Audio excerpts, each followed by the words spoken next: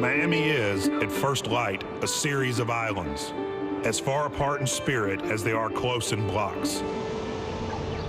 Most Notre Dame and Alabama fans in town for the national championship game woke up today in the most famous of those islands, South Beach, stepping into a dreamscape of pastel deco and tireless house music, an unce that accompanies even breakfast, tight bodies and palm trees, and $300,000 cars, Crockett and Tubbs. This is only one face of Miami. Miami also looks like this. Miami is men, women, and children from nearly every country on earth. Rich and poor, Democrat and Republican, straight and gay. People come here searching for safe harbor or acceptance, for a brighter future or freedom from their past. It might seem foreign, exotic, but really it's the most American of cities, a place built by immigrants. Their energy fuels the art, the fashion, the dominoes on Calle Ocho, the neon on Ocean Drive, and the football stadium north of town.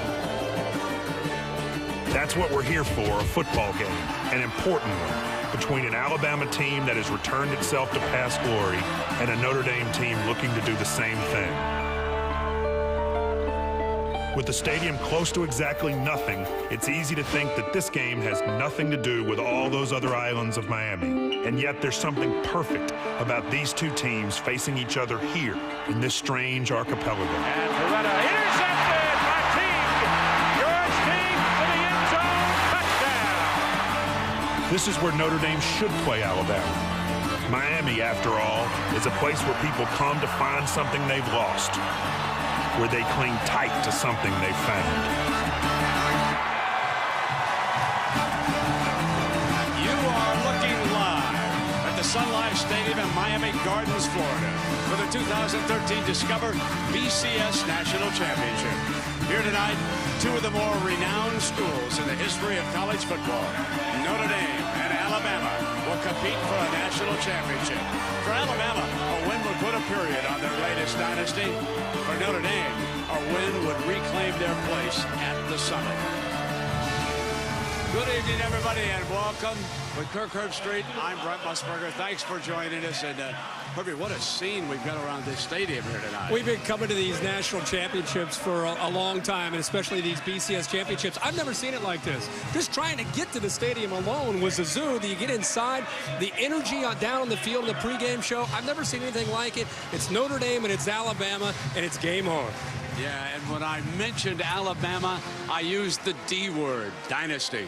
And you should. If Alabama is able to go on tonight and able to win this game, that's 3 championships in 4 years, which is just unprecedented right now in college football. If you throw in Nick Saban, what he did at LSU in 2003, he's really won 4 national championships tonight in 8 years of college coaching.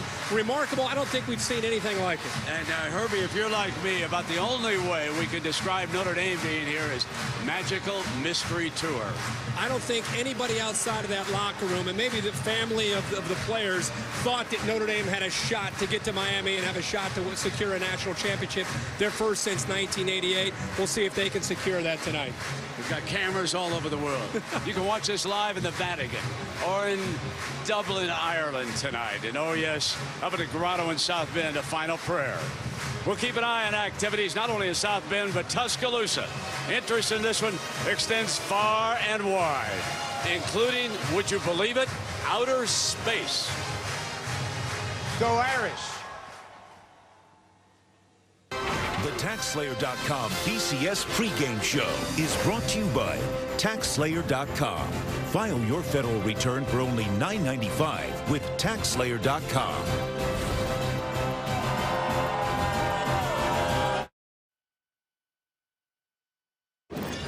The TaxSlayer.com BCS pregame show is brought to you by Taco Bell. Sometimes you've got to live Mott's.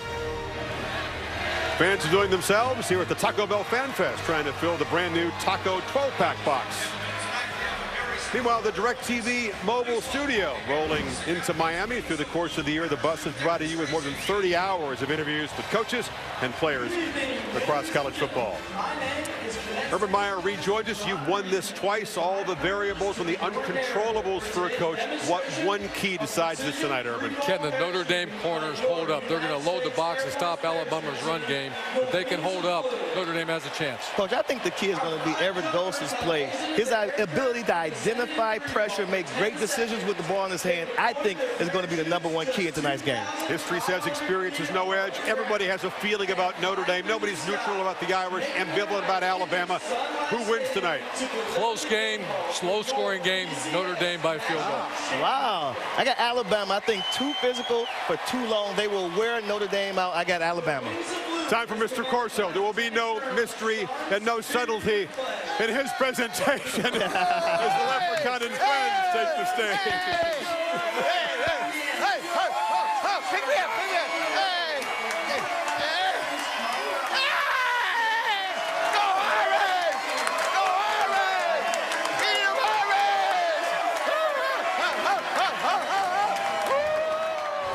TaxSlayer.com BCS pregame show is brought to you by TaxSlayer.com. File your federal return for only $9.95 with TaxSlayer.com. You're watching the TaxSlayer.com BCS pregame show.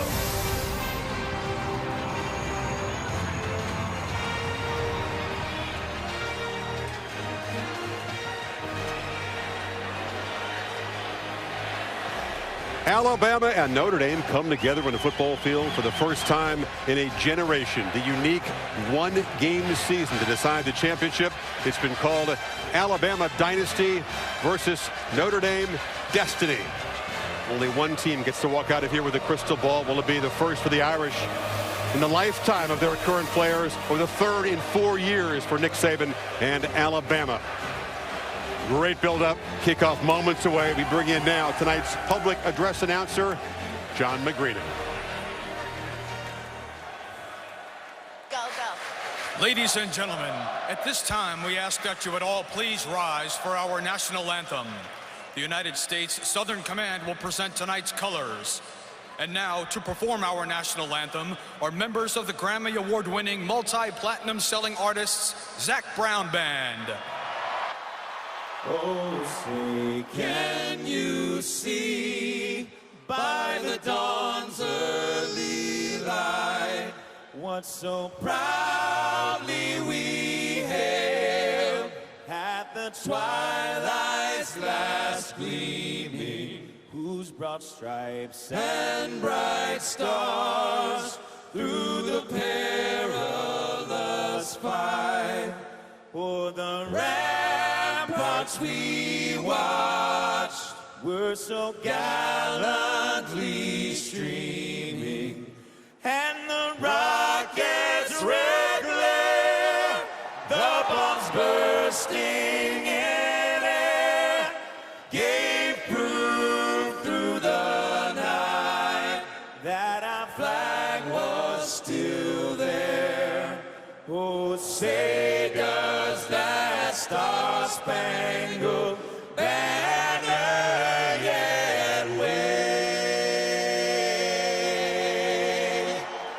for the land of the free and the home of the brave.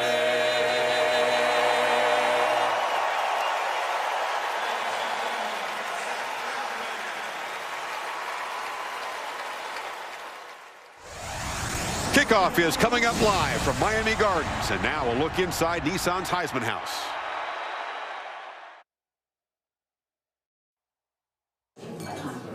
Big game coming up, huh? Feels good to be undefeated. That's right, it does.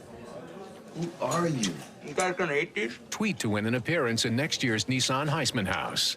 Welcome to the Nissan pregame shift. Nissan, premier partner of the Heisman Trophy and the Bowl Championship Series.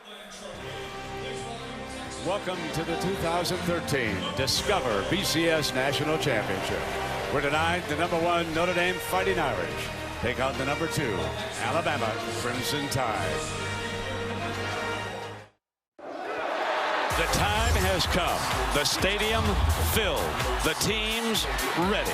Don't turn it down. Turn it up. Don't sit down. Stand up. It's number 1 versus number 2.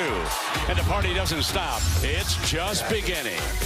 Let's go. Having a good time out there.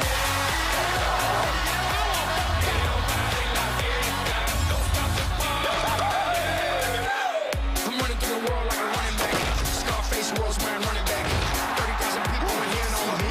80,000 people in here know me. I'm out for the Benjis, Frankies, you know. Just cause you ain't me, don't hate me. As a matter of fact, you should thank me. Even if you don't, you're welcome, young kids. Zigga, zow.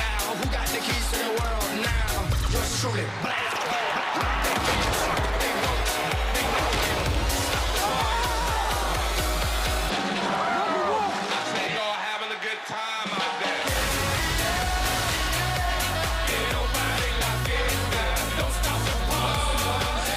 Game time. The 2013 Discover BCS National Championship. Ranked as the top 2 teams in the nation, the Fighting Irish and the Crimson Tide square off 2 historic programs, an undefeated team and a defending national champion. A tough challenge tonight to become a 2013 BCS National Champion. Temperature in the 70s tonight, just a slight breeze, 84% humidity here tonight. It should be a beautiful evening to decide a champion in college football. One of the toughest tickets that we have ever been around since we've been covering any game. We will have an excess of 80,000 here tonight, and many more thousand are outside the stadium.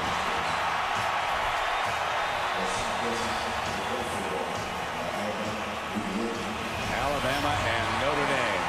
The Irish lead the series all time.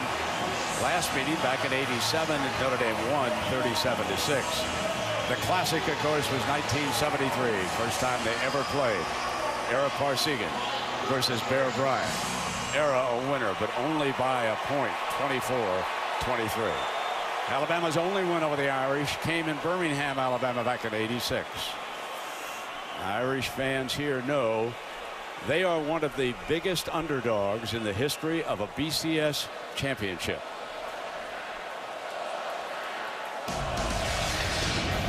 But when it comes to history, no one stands taller than the Irish unless you're the Crimson Tide.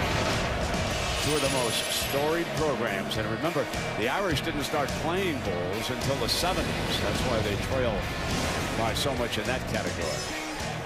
National titles claimed 14 in Alabama and 11 back in South Bend.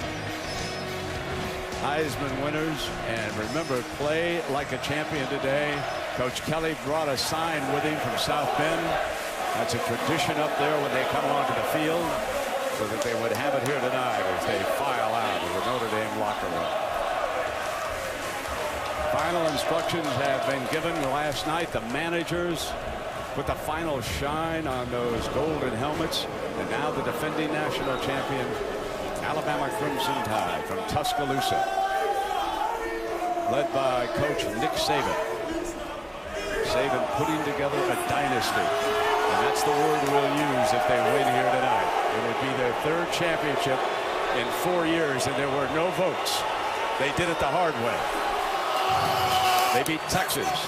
They beat LSU.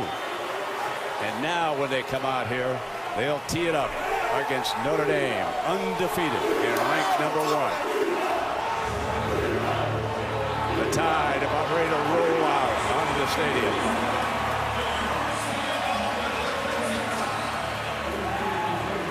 Here they come.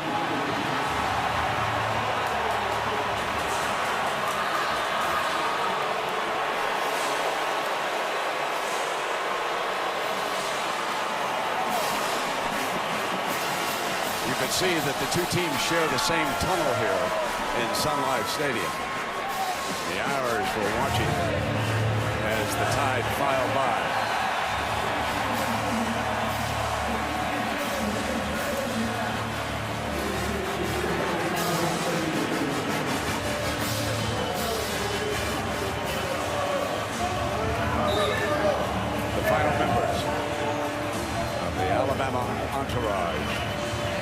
field, and then it will be Notre Dame's turn.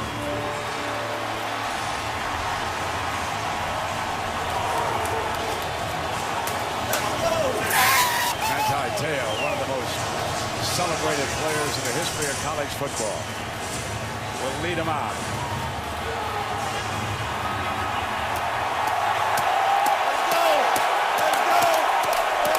The heart of a true champion.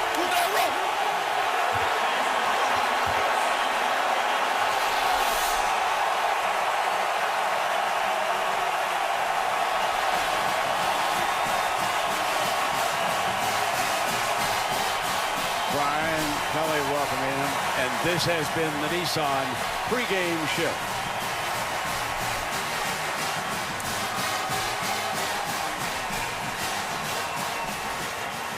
Welcome back, everybody, and what a scene, Herbie, as we look down Notre Dame and Alabama.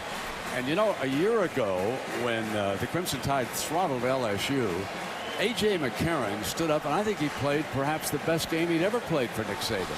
And I think he knew coming into the game that he had an opportunity on that 1st and 10 passing to be able to step up. It's amazing what it's done to his confidence.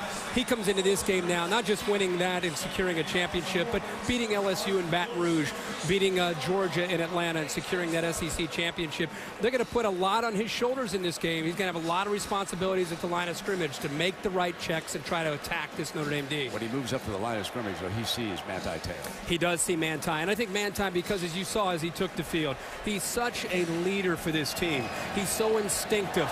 The fact that they're an underdog, he senses that. Notre Dame needs to start fast, and Manti Te'o needs to be able to see things and make sure he makes the right reads. Of course, on the other side, there's another number 5 for Notre Dame. Everett Golson, you and I agree. He's one of the key performers here tonight. Yeah, Everett Golson's going to have to play well for Notre Dame to get out of here with a win. And I think Brian Kelly's going to put a lot on him. I mean, he's been a little erratic early in the year, but you could see in the last 5 games, he's really started to come into his own, not just with the numbers, but just with the swagger. And I think tonight, you're going to see him throw the football a lot more than he's thrown all year because of the way they want to try to attack this Alabama defense. I want to stay away from number 28, D. Milner, Herbie. He's pretty good defensive back. Yeah, I think a big part of what Notre Dame wants to do is look for matchups that are to their advantage. D. Milner's an All-American. They'll be looking for other areas besides D.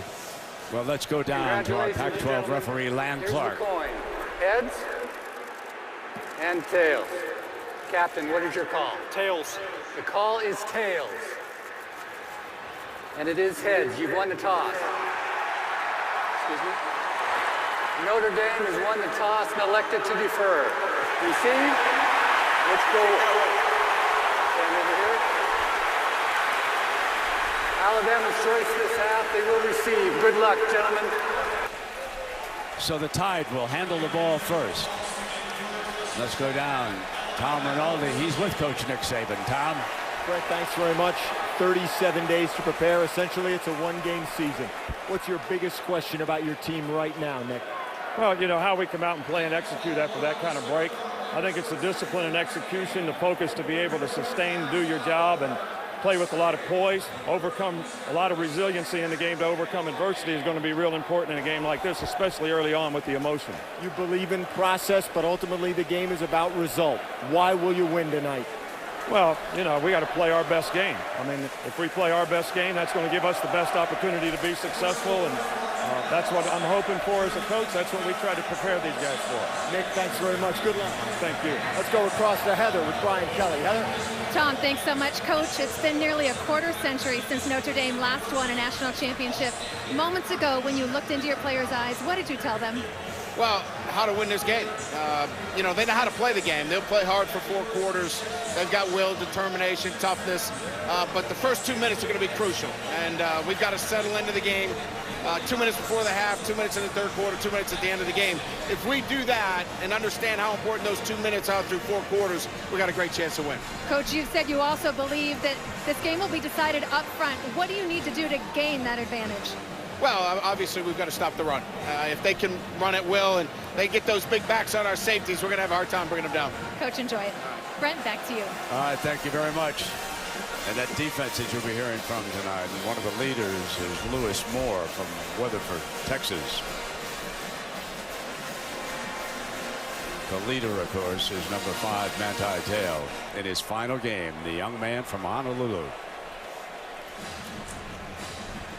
You know, Herbie, I mentioned that the Irish are a big underdog in this game. In some places 10 points, and there have only been 2 greater underdogs in the history of the BCS championship. The largest underdog was the Ohio State Buckeye team in 2003 when they played Miami. Before that, Florida State was an 11-point favorite over Oklahoma in 2001. And here's the good news for Notre Dame. Both of those favorites lost in those 2 games. And I think Brian Kelly just brought an outstanding point up with Heather Cox, and that's mentioning the importance of starting fast. After a long layoff and you're a big underdog, the emotions in this building, it's electric. Notre Dame, when you're an underdog, they need to start fast and they need to have some success to get themselves to believe that they can go out and knock off Alabama. We mentioned number 28, D. Milner, and he'll be a first-round draft choice. He is back deep to return this kickoff. Kyle Brenza, who's had a fine year for Notre Dame, has it on the tee. And another speedster, Christian Jones, who played so very well against LSU in New Orleans, is also back deep with Milner. So Brenza puts the ball on the tee on the 35-yard line. And settle down, everybody. This crowd is ready.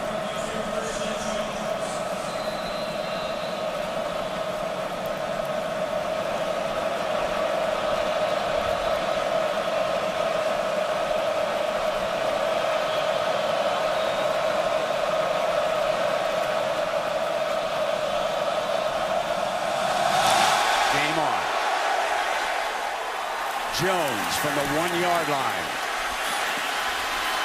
to the middle and out to about the 19-yard line. So here comes the redshirt junior from Mobile, Alabama. Played at St. Paul's Episcopal High School, A.J. McCarron. Amazing what a year will do to your confidence in a national championship. As we said earlier, Brent, they're going to put a lot on his shoulders in this game the way they have this year. Doug Nussmeier, the new offensive coordinator, has used his experience to put a lot on him as far as making the right checks, getting him out of bad plays. And tonight, Alabama wants to run the football to be able to set up the play-action pass. Eddie Lacy is in the deep set. Lacy behind that great offensive line. And he is stopped after about a 1-yard gang tackled by that Irish front. And it was led by Lewis Moore, who you saw over there on the sideline getting ready.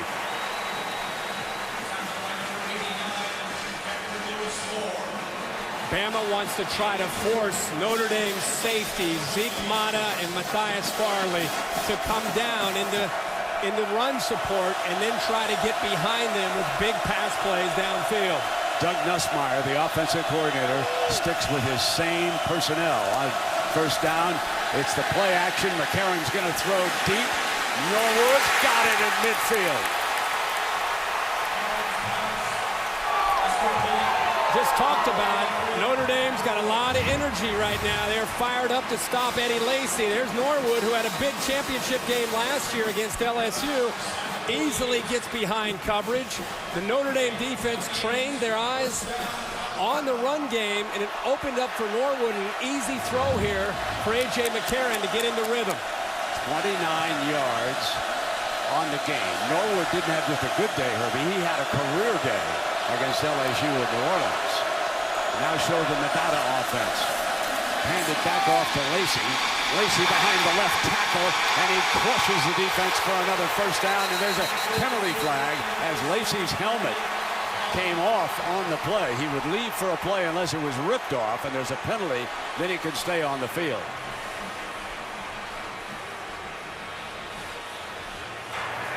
Personal foul, face mask, defense number 48.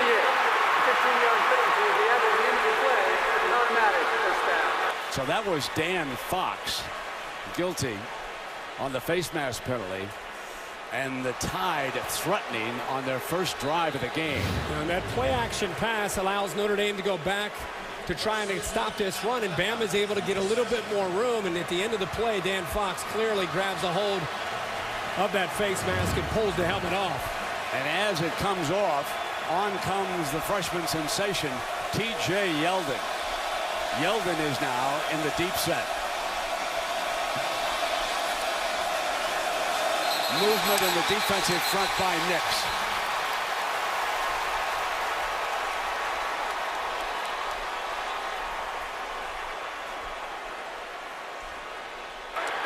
Offside with contact. Defense number 9. A 5-yard penalty. Still first down.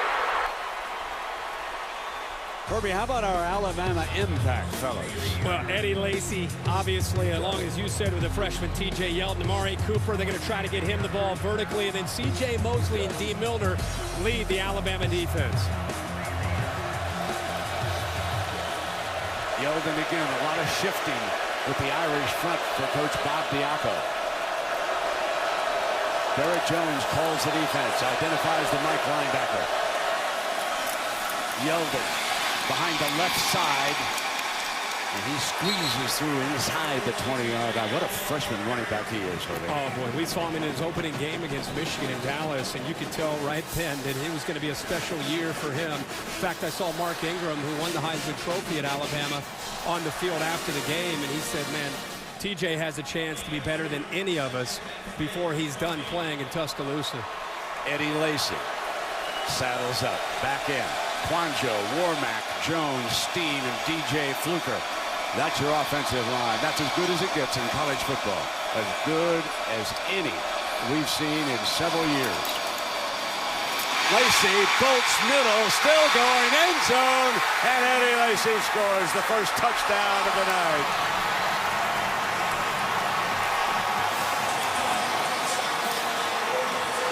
A 20-yard run for number 42.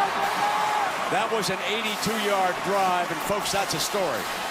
Notre Dame has not allowed a touchdown drive of more than 75 yards this season, and the Tide rolls for 82. That play-action pass just seemed to open up the running lanes after they had success with that throw. They got back to doing what they do well, and that's running the football. You can see the double team on the left side there, opening up with Quanjo and Warmack. Eddie Lacy, you can see how fresh he is. The turf toes behind him. He's running much quicker. We saw that in the last 3 games of the year. He's playing with great quickness, and it's a big touchdown here for Bama. Jeremy Shelley tacked on the extra point.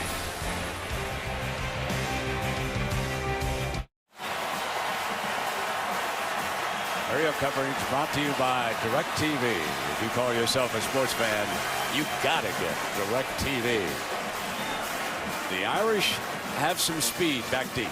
They can answer here. George Atkinson, the son of a great NFL player. His twin brother's also on this Notre Dame team, is back deep. A year ago, prior to this season, he returned 2 kickoffs for touchdowns. Ball on the tee for Cade Foster.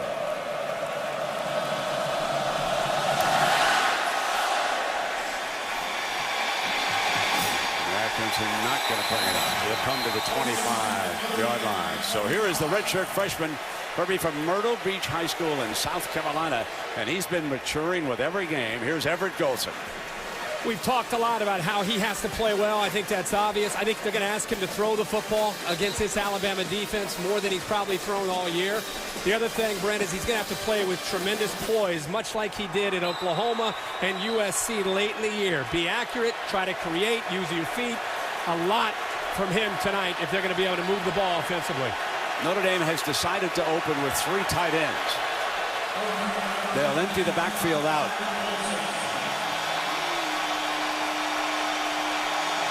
Eifert, the Mackey Award winner, is toward the bottom of your screen, and Golson on first down fires complete.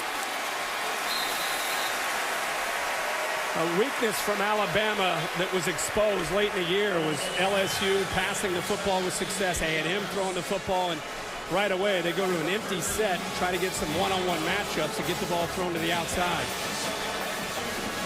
Looks like Golson lost a wristband, and that was a new one. Heather Cox reports from down below that they threw out so that he's got the plays there for it. Now it is second down and short after that completed pass to Jones for 8 yards. Up over the top he goes, under fire, and incomplete. Out of bounds was Eifert over there. How about this? They're challenging D. Milner here, the All-American. They go with the size. He just put it up in the air. We've seen Eifert make these catches all year, clearly out of bounds, but you can see Brian Kelly said the team that makes the most mistakes might be the team that wins tonight. He's just basically saying we've got to take some chances right away. First couple plays, they're airing it out, and it goes right after D. Milner with Tyler Eifert. Third down and 2.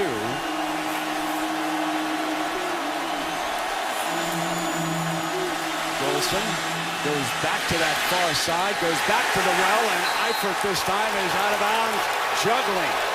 They went twice in a row after D. Milner and came up empty twice in a row. D. Milner does a good job at not giving up on the ball. Remember, Eifert is 6'6". He's just trying to separate the football from it. I think he may have secured the ball while his foot was down. And that looks like a catch to me, Brent. Well, they can always stop it. Every play is looked at upstairs. A great effort by D. Milner, but I think maybe a better effort by Eifert to be able to hold on to the football. Remember, the signal on the sideline was that he was juggling the ball as he went out of bounds. The crowd has seen the replay, and now the line judge comes out and signals a timeout here. Timeout. Notre Dame, the first of the half. This, of course, gives instant replay a lot of time here early in the game if they want a signal.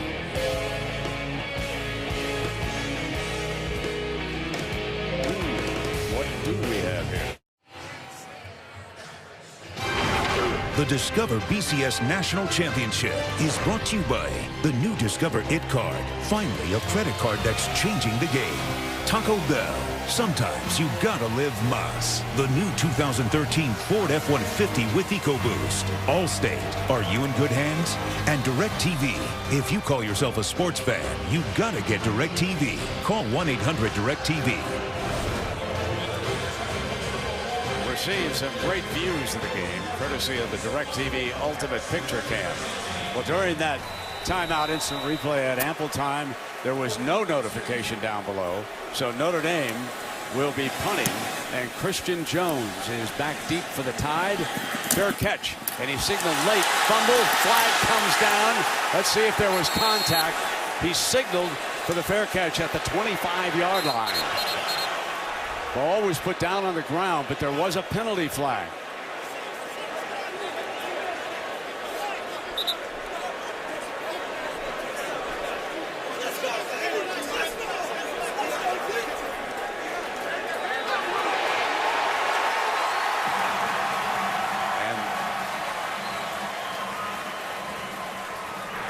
Interference with the opportunity to catch the kick. Kicking team number 41. At 15 yards penalty, will be enforced and spot a foul. First down, Alabama. Kelly is upset about this call. Take a look. It was a late signal, but that's a fair catch signal. Then was the teammate the one who hit the return man? Herbie, what'd you think? I think he's upset because he feels that Blue blocked his man and he didn't even touch him. You know, we don't have the halo rule in college football anymore. You've got to give him room to be able to make the but catch. There is a rule about 1 yard front or side. However, that's a horrendous call. Absolutely. He was not touched by the Notre Dame player. No. It should be Fighting Irish football. What's going on here?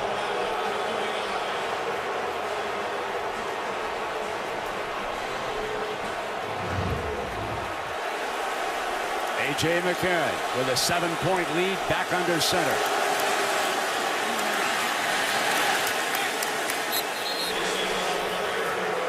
Eddie Lacy. Last time Notre Dame tried to defend this Alabama offense, it was a kind of a combination. The A.J. McCarron play-action pass seemed to open it up to get back to running the football. The matchup everybody wanted to see was Alabama's running game against the physical front seven from Notre Dame. Second down and 7. We are blessed with having Rogers Redding, the national coordinator of football officials, up here in the booth with us. We're going to bring him in right after this play. Lacey on a screen, rips and spins like he normally does. And Rogers, I've got to ask you, let's start with that punt down there. It appeared to us in a replay that the Notre Dame player never made contact with the return man. He did not make contact, but the rule is that if he comes close enough where the officials judge that he caused the receiver to interfere with, to not be able to catch the ball, even though he doesn't make contact, he still has to give him room, and he can't come so close that he causes the receiver to bobble the ball. So I think it's a good call. So that was a good call, yes, in your opinion. Okay, 3rd down and 1. Here's Lacey for a 1st down, and the big fella is rumbling. 2,000-yard backs, Herbie, on this team. Lacey along with T.J. Yeldon. Well, if Alabama's going to be able to run the football with Eddie Lacey, it's going to be tough for Notre Dame to be able to hold up defensively. Right now, that battle that we all were excited to watch is obviously going in favor of Alabama's big behemoth offensive line pushing right now that Notre Dame front. And I'll tell you, we've seen Manti Te'o early in this game miss a couple tackles, something we've not seen all year. I think he had 2 missed tackles in the entire year. Already a couple missed tackles in his first couple drives. 1st down and 10. Play action, firing downfield, incomplete. Marvin Shin, who has been picking up the slack for the injured Kenny Bell, and that was Zeke Mata unloading. Yeah, good throw there, and actually a great read, well designed. McCarron, plenty of time to throw. Shin's just unable to hold on to it because Mata lowers the boom. Zeke Mata is the thumper back there in the secondary for this defense, the senior. 6'2", 215 pounds, and he times that up perfectly. Clean hit, is able to dislodge that football away from Shin. 2nd down and 10.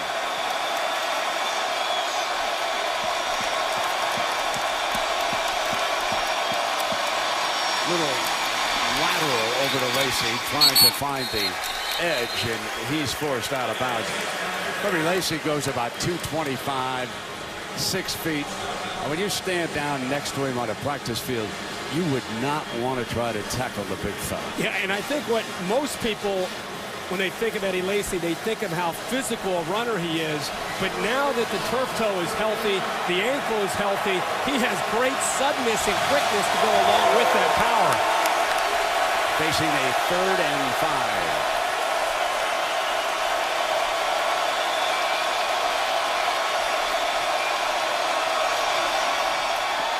McCarron fires for the 1st down, and he comes right back to Marvin Shin, who is a redshirt freshman.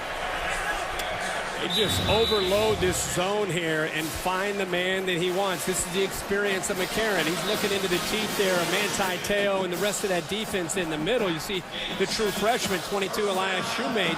Just a great read, and what I've seen so far, every time McCarron drops back to throw, he's got ample amount of time to be able to look into the defense and make the read. At the Irish 32, up by 7. Alabama with a 1st and 10. The handoff, Lacey to Daylight behind the left side. And for Alabama fans, they're happy that Cyrus Kwanjo, that left tackle, will be back next year. He's a sophomore. He'll be one of about perhaps 3 who will return to this offensive line. Many of the people in the Alabama family believe that DJ Fluker will go to the National Football League and will be a 1st-round draft choice.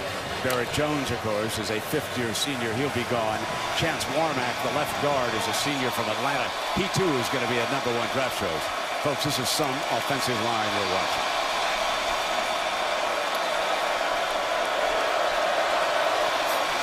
On 2nd and 5, spins it out to Amari Cooper, the very talented freshman from Northwestern High School in Miami. Well, Doug Nussmeier right now doing a very good job, the offensive coordinator, of mixing up the play action, mixing in the run with the pass. He came over from Washington last year with Steve Sarkisian, and I think he's done a really good job of maintaining where they were with Jim McElwain, who took the head job out of Colorado State. And just really, I think, a balanced attack. It starts with the run, of course, tonight, but with having a better quarterback like McCarron, if they keep protecting him like that, it's going to be tough for Notre Dame to stop this offense. Lacey is in on 3rd and 1. He gets the call, steps through and breaks into daylight. 10 headed in zone, down short of it. Russell, the freshman, tripped him up, but it'll be 1st and goal for the Tide. Well, not only is Alabama having their way, but look at Zeke Mata shoot through here. He's got to make that play. That's a 2-yard loss, and it's a field goal attempt. All year long, Notre Dame has made those plays down in the red zone and forced teams to kick field goals. That time, Eddie Lacy's vision and balance allowed him to get to the 2nd level. The nose tackle, Jesse Williams, is in as a blocking back, number 54. Gonna throw, touchdown, the other Williams, Michael Williams, the tight end.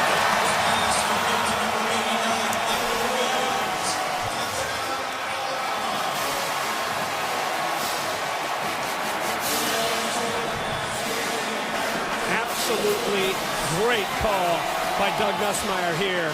Play action on 1st and 10 against the defense that when you get inside the 5-yard line, we talked all year about how effective they've been in that area.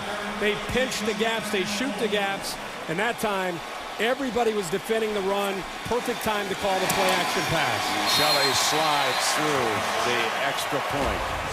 You can see the defensive line. You see Manti Te'o shooting up. They're thinking Jesse Williams in there. They're going to run the football. 1st and 10. Don't wait the 3rd down. Call that on 1st and 10. A.J. McCarroll with his first touchdown pass of the night. We'll be right back to the Discover BCS National Championship.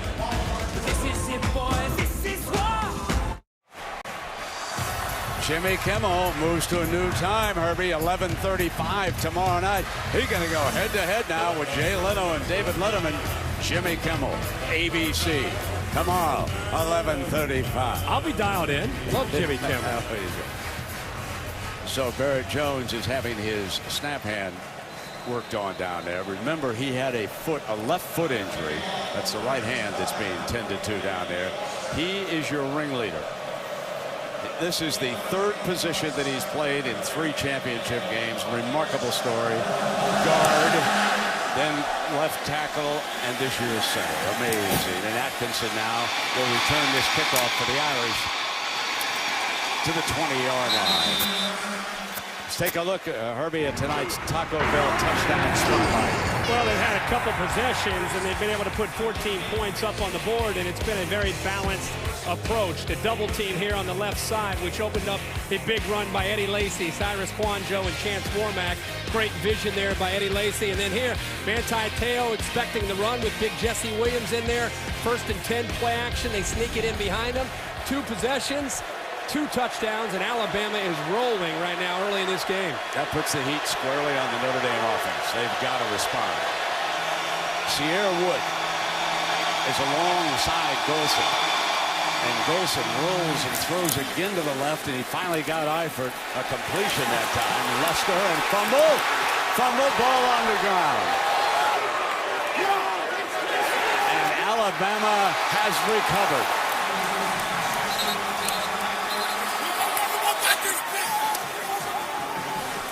Well, this is exactly the way Notre Dame wanted to avoid this game starting. And Tyler Eifert gave tremendous effort. You wonder here, did his knee touch before the ball came out with this effort? Right knee.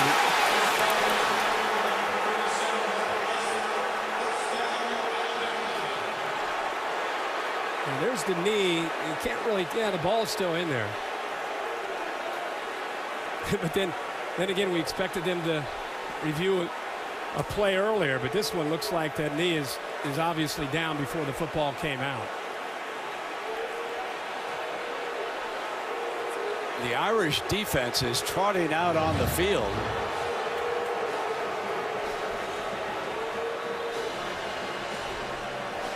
I think the only thing that surprises me is that instant replay has not stopped it, and now they do.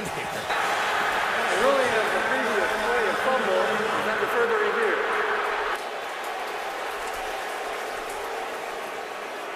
So finally, an official review.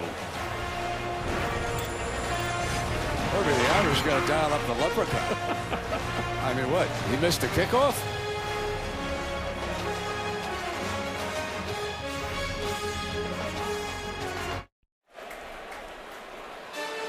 You're watching the 2013 Discover BCS National Championship. Herbie, just in the nick of time, the Leprechaun arrives, and they do say that that knee was down. Notre Dame retains possession. They'll have about a 2nd and 2 as you take one more look at it. Yeah, again, the right knee looked like the first shot that we had of it. You could see that he still had the football. So this will be 2nd and 2, ball at the 28 for Golston, who, by the way, 4 plays. They've only run 4 plays. They're down 14-0, and they've thrown 4 passes. Have all of them been to the left? Yeah, I believe they have. 2nd down. Now they're going to shovel a pass over to Sierra Wood. Wood picks up a 1st down, and he's close to the 35-yard line before Ed Stinson hauls him down. A big part of what Notre Dame wants to do against this bigger SEC Bama defense is try to get their linebackers out in space. Try to get their safeties out in space, whether that means making them cover wide receivers and a guy like Tyler Eifert out in space, or getting a quick pitch out to Sierra Wood. Try to make this bigger Alabama defense have to play out in space against the quicker speed that Notre Dame has. Theo Riddick is the running back behind Golston on this 1st down and 10. And Riddick, who had a great game against USC, is stuffed at the point of attack. C.J. Mosley, an outstanding inside linebacker, was there. And see, this is why I think Brian Kelly was being honest with himself. It's going to be tough sledding up in the trenches to try to move the football by running, and Mosley is able to clean it up. But look at the Alabama defensive line. Jesse Williams, the nose guard, who bench presses over 600 pounds, just manhandling that front, making it easy for C.J. Mosley and those linebackers to clean it up. They're going to have to throw if they want to have success moving the ball. Golston sprints to the left, throws, Jones dives for it, incomplete. Ball out of bounds, and so now it will be 3rd down. Big emphasis from Kirby Smart is to keep Everett Golston in the pocket. Do not allow him to create. Kirby Smart, the defensive coordinator for Alabama, Nick Saban, he said, you know, we don't want to try to rush upfield. Let's just try to contain him, show us that he can throw the football from the pocket. Coaches are happy to have DeVaris Daniels, number 10, back, and he's slotted to the left for the Irish, trotted in from the sideline. His daddy played in the National Football League for a long time, and he's got good ability. Golston, though, is forced out of the pocket on the move. Throws near side, incomplete. Notre Dame forced to punt. Anybody can tell you it's always tough against Alabama on 3rd down. And when you give Kirby Smart and Nick Saban 4 weeks to put a plan together, everybody knows that they're going to get creative with their blitz package, and they want to flush him on 3rd down. That time they were able to get him out of the pocket quickly, and he just had nowhere to go with the football.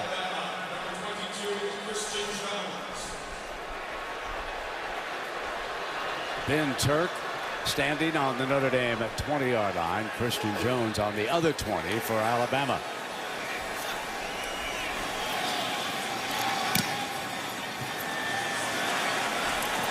High bounce. Jones grabs it and he's nailed at the 19-yard line, and that'll bring A.J. McCarron back into the game. Now, when you're a quarterback at Alabama, you see that lovely lady there. She does go to Auburn, I want to admit that, but she also Miss Alabama, and that's A.J. McCarron's girlfriend, okay? And right there on the right is Dee Dee Bonner. That's A.J.'s mom. Wow, I'm telling you, quarterbacks, you get all the good-looking women. What a beautiful woman. Wow, A.J.'s doing some things right down in So if you're a youngster in Alabama, start getting the football out and throw it around the backyard with Pop.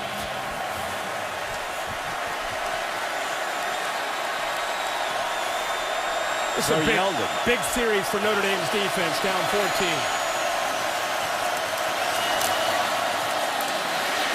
Yeldon cuts back to the left. Couldn't quite keep his balance. Mata was in on the stop, and we're mentioning Mata too many times, Herbie. That front 7 of Notre Dame is not doing what we saw them do throughout the regular season. No, right now I think they're guessing a little bit too on what play might be coming. Again, they're doing a really good job of mixing in the run with the play action pass. So far, Alabama 16 plays, 10 runs and 6 passes, and McCarron right now is just in a rhythm. He doesn't get a lot of pressure. They're running a lot to the left here behind the big left tackle Quanjo and big Champ Warmack, the left guard. There's that play action that he favors. Throws downfield for the first down, and the receiver breaks free. Norwood took it across midfield. The Irish turned him loose. When you run the football, it makes it very easy to set up play action because guys get out of position. He could have gone to Kelly Johnson out in the flat or the deeper throw to Norwood. Alabama feels that there's some mismatch out in the perimeter. If they get those safeties down in run support and you isolate those corners, Russell and Jackson one-on-one, they feel that they can have a big night throwing the football. And again, A.J. McCarron right now is really feeling it. He's 6 of 7 here in the early going. That was 25 more yards to Norwood on that pass play. Norwood got 54 yards already tonight. Play action, fire, and that's complete to Cooper, the freshman from right here in Miami, and he slips down the sideline. Now, A.J. McCarron is trying to win back-to-back national championships as a quarterback, and folks, that would be a first. You will take a look that during the BCS era, Chris Winkie, Ken Dorsey, Matt Leinart all tried it and all came up short. So McCarron could be breathing rarefied air here tonight if he can win back-to-back championships for Coach Nick Saban. Remember, Greg McElroy was Saban's quarterback when they defeated Texas a few years ago in Pasadena. Big Nix finally shows up and makes a stop. That's one of the first times we've seen the Notre Dame defensive line assert themselves. Nix was able to get through, shoot that gap with Barrett Jones. And actually, Stephon Tuitt also was able to beat his block. And the first negative play for Alabama sets up now a second long. And you can credit the defensive line there. Manti Te'o gets a lot of recognition. But for Notre Dame to play their kind of game, the defensive line has got to play better. And that maybe could be the start of something. We'll see.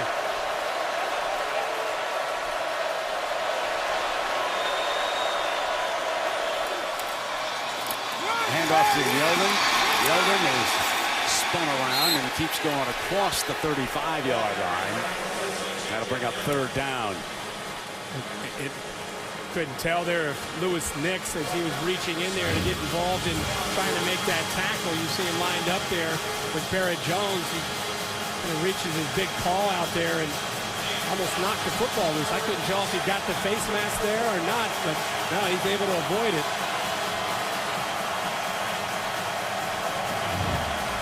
Christian Jones is one of the wide receivers here, Herbie. He and Norwood are off to the right on this 3rd and 6.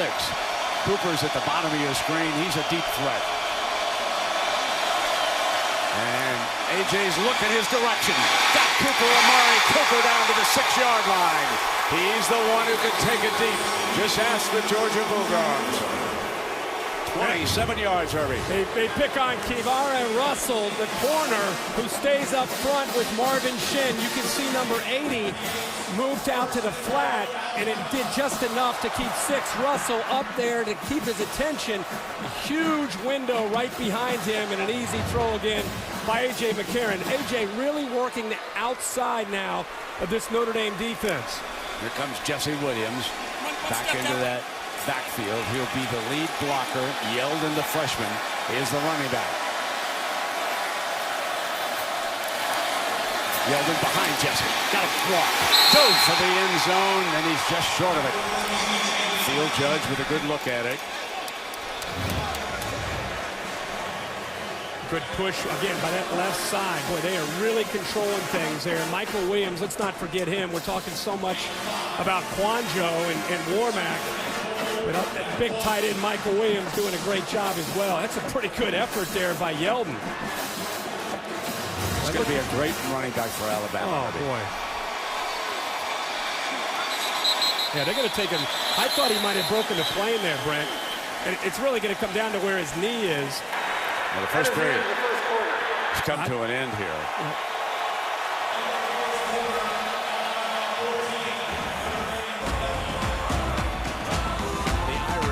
Being dominated in this BCS championship game. They'll try to regroup in the second quarter.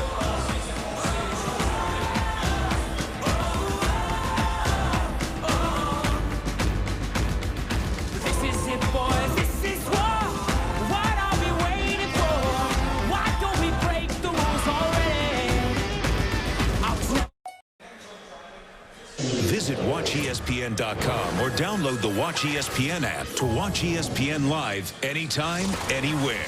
Brought to you by Vizio. Tonight's game being broadcast in 3D on the ESPN 3D network. You can log on to ESPN3D.com for a schedule of upcoming live events. Up 14-0, starting the second quarter with a 2nd and goal, the Crimson Tide. This is the 8th play of this drive.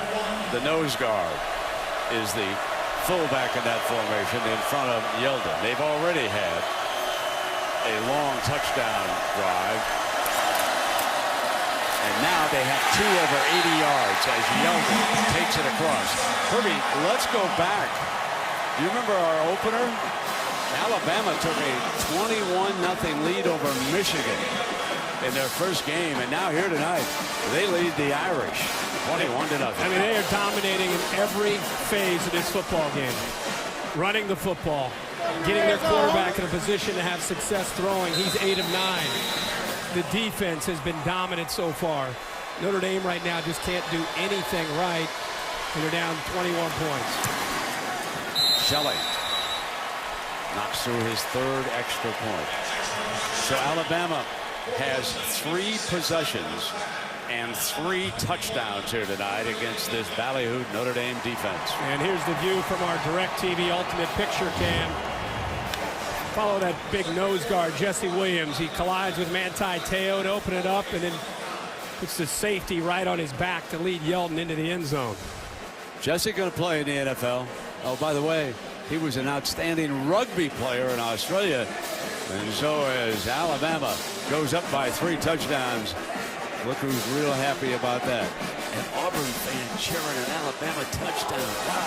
Yeah, you're not allowed to do that. I mean, I don't care. Boyfriend or girlfriend or not. She's switching. She's going to go to graduate school at Alabama. You know, you and I talked in the open about when you're such an underdog, you have got to come out and have something good happen to get yourself to believe that you can do it. And if you're the heavy favorite, you got to come out and try to kill the will. That's exactly what Bama's been able to do here in this first quarter. Well, we'll see what Notre Dame can do. You know, they've been under pressure all season long. It hasn't been easy for them, okay? And they've been able to come back. This, though, is the toughest task they face all year because of who they're up against. Ball's going to come out of the 25-yard line, and Everett Golson will come out now and see if he can get something going here. Yeah, and the big thing for Brian Kelly is you're trying to manage this game and still get yourself and your team to think, hey, we're still going to be competitive.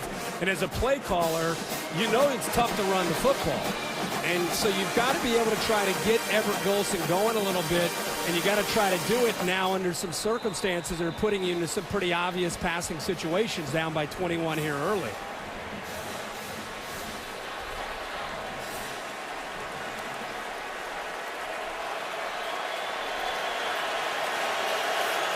Only 23 total yards for the Irish and over 200 for Bama. Golson straight back, has good time, fires downfield, caught by Daniels. There's the young man, Herbie, who can start to turn things around for the Irish. It's great to see him back. He missed some games after an injury in the Boston College game, and he is a guy that can get vertical in a hurry, and they're actually going to go tempo now. But a great throw. You can see the arm strength there of Golson, and a good job by Daniels of being able to hold on to that football, getting behind Clinton Dix. At 14 and a half minutes left here in the first half. And a touchdown would be due for the morale of this Notre Dame team. It's 2nd down and 10. They were going back to him that time, and Robert Lester, the safety, covered him. Urban Meyer, who was a guest on our pregame show, made a really interesting comment. He took a team of the Florida Gators in '06 to the national championship when they played Ohio State, and he said the first time we had a little bit of doubt going in. We needed some things to happen to get us to believe we belonged. In '08, when they played Oklahoma here in this stadium, it was a completely different feel. Now on 2nd down, he is lit up. Nothing doing, and that is Mr. Mosley, the junior from Theodore High School in Alabama. Mosley is all over the field. You know, he is known as the more athletic linebacker for Alabama, but Kirby Smart said, you know, late in the SEC championship, we kept him on the field for every single situation. Tonight's the first night he's starting in every play. Needing 10 yards. Golson will try to take off, and he's not going to get it. Tackled at the 39. Jeffrey Pagan, one of the defensive linemen, bringing down Golson. Good job again on third down. You know Golson has a tendency to want to take off. The defensive ends aren't getting too far upfield. They've been taught all month to try to keep Golson in the pocket, make him step up into the pocket, and allow the rest of the defense to be able to corral him. Brian Kelly said, we got to go. We're down 3 scores. It's 4th down and 5. Got to make something happen. Golson going to fire deep.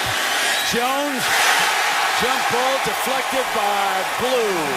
The JC transfer was under attack, and he made a fine play that time. How about Dion Blue? He's been at times picked on in the SEC. That time he goes up and high points the ball, and Jones never had a chance to get to that for a first down. Notre Dame took a chance and went downfield for the big one. Now, can the Irish defense stand up? Can they finally stop the tide? We'll find out.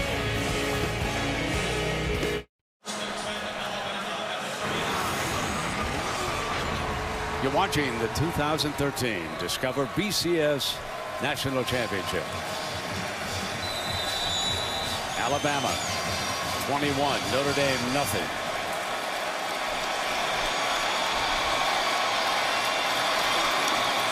Play action on first down, and he has to throw it away.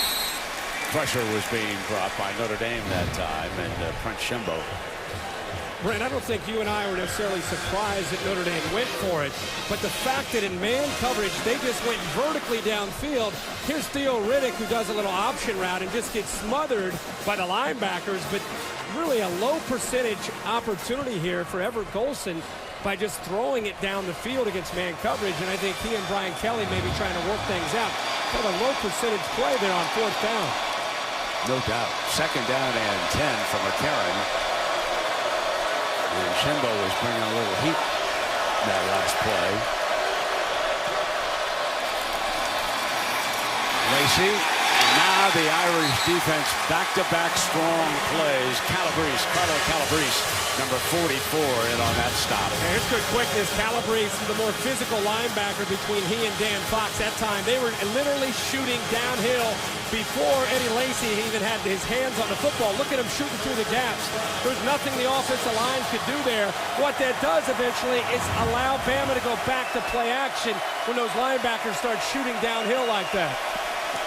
Now, Alabama is 4 of 4 on 3rd down, but this one's 3rd and 12, and McCarron undoubtedly will be throwing for the 11th time in this game. Middle, open, got the first down, and is there a holding call? There's a penalty flag. They only rushed 2, and they're able to somehow get a holding call here. Looked like it was on the left side there, Brent. Offense number 71, 10-yard penalty. 3rd down. Cyrus Kwanjo, the left tackle. Chance Warmack and Kwanjo actually lock in. Both of them lock in on Prince Shimba at the top of the screen. There it is, right there. He just grabs him and throws him down. Notre Dame rushed 2, dropped 9 into coverage, and they still had a holding call with just 2 rushers. That's Alabama's first penalty here tonight. 3 penalties against Notre Dame. It's a big opportunity for Notre Dame's defense. It could also not just come up with a stop, it could affect field position here for the Notre Dame offense. Bama sent out 4 receivers. Amari Cooper wide to the left. McCarron steps away from pressure. The middle is open. He won't get the first down. He's down at the 35, and Alabama is finally forced to punt. Jay McCarron's probably thinking, my gosh, that holding call. If we didn't have that holding call, we keep this drive alive. Cody Mandel, and maybe for Notre Dame here, Devontae Neal, the very talented freshman, can get something going. He's the return man. We got 11:27 remaining here in the first half. Desperately needing to get on the scoreboard. Low kick. Long, Neal back, fumbles, ball loose, headed for the sideline, dive, and it goes out of bounds. So the Irish will take over Oh, this was close. Oh, baby. Flirting with a near disaster here, Herbie. So much for field position. But the young man had the presence of mind to get it out of bounds.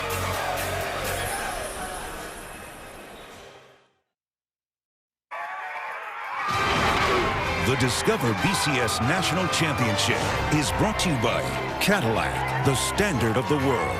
AT&T, official sponsor of the Bowl Championship Series. Coca-Cola Zero, real Coke taste and 0 calories. And Tostitos, where there's Tostitos, there's a party.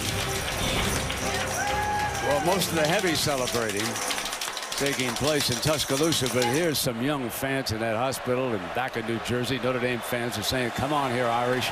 Let's get it going. First down and 10. Riddick up the middle, explodes.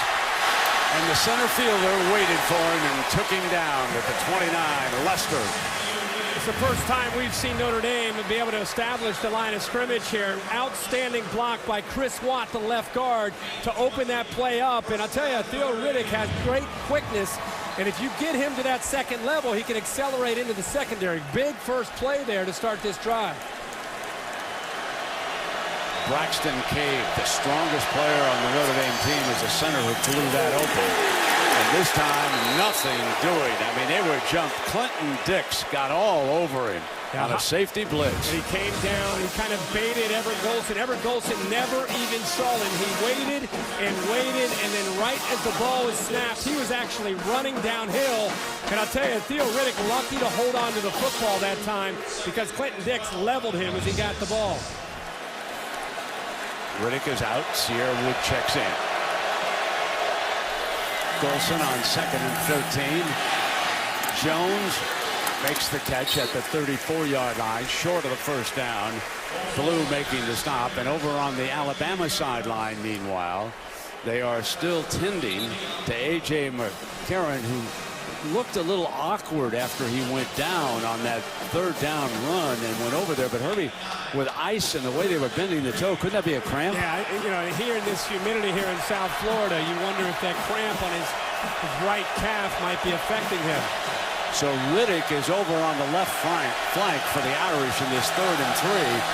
And Golson going to take off. I don't believe he got the first down. I think he's a good yard plus short.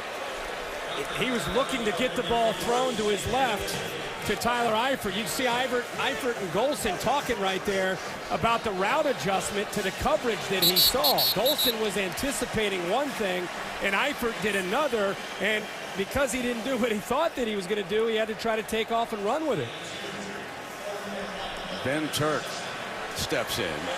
You have to wonder, because it happened several times during the season. Would Brian Kelly send in Tommy Reese for a series to see if he can settle Golson down? Fair catch by Jones back at the 11-yard line. So while that is going on, A.J. McCarron is buckling up and coming back.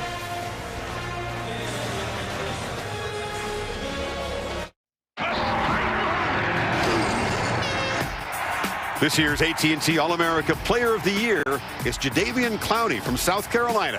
On behalf of AT&T, we'd like to congratulate Jadeveon and thank all college football fans out there who voted. The AT&T All-America Player of the Year is determined by the fans. No argument with Clowney for that award. And here the Alabama offensive line has been the dominant force. Quanjo, Warmack, Jones, Steen, and Fluker. And it's a 3-touchdown lead for the champions of the Southeastern Conference. Here is Lacey. Patiently picks his way for another first down. Let's check in down below. Tom, what was the final prognosis on A.J. McCarron on the sideline? McCarron came over to the bench, Brett, after the scramble on that last series. He described as suffering a Charlie horse on that scramble from an awkward hit. He received ice treatment. It was massaged out. And ultimately, McCarron back in the game. A slight hitch to the way he's moving, but ready to go. Lewis Nix, 344 pounds landing on your calf will do that to you. That's the full horse on first down and 10. Lacey again behind the left side. There's that spin move. Throws a defender aside. I think I've seen more missed tackles from Notre Dame's defense in this first half than I've seen in 12 games of watching them play this year. Zeke Mata has been in position. He was in that last play. He was in position to make a play, unable to. We've seen even Manti Te'o in position to make plays, unable to. Don't get me wrong, Eddie Lacy's a phenomenal back, but they are really unsure of themselves right now, trying to secure Eddie Lacy and trying to bring him down. 92 yards for Lacy here. Just inside of 8 minutes remaining in the first half. Wide open is the tight end Michael Williams, who has one of their 3 touchdowns.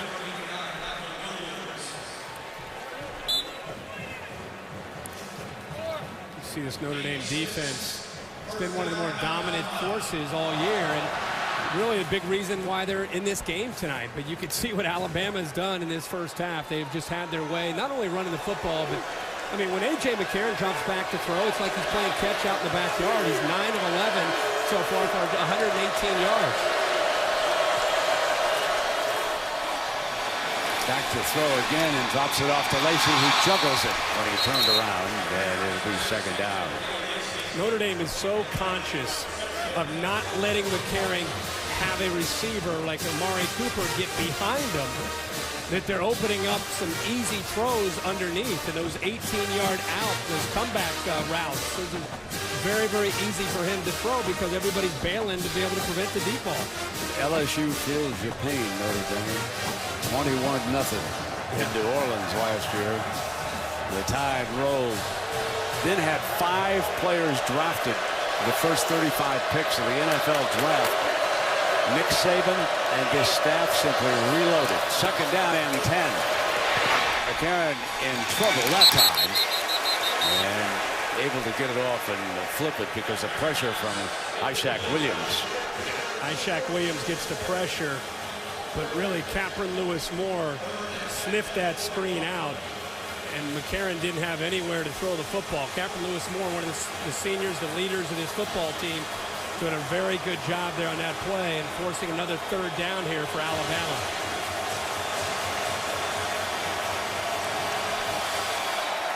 Third down and 10.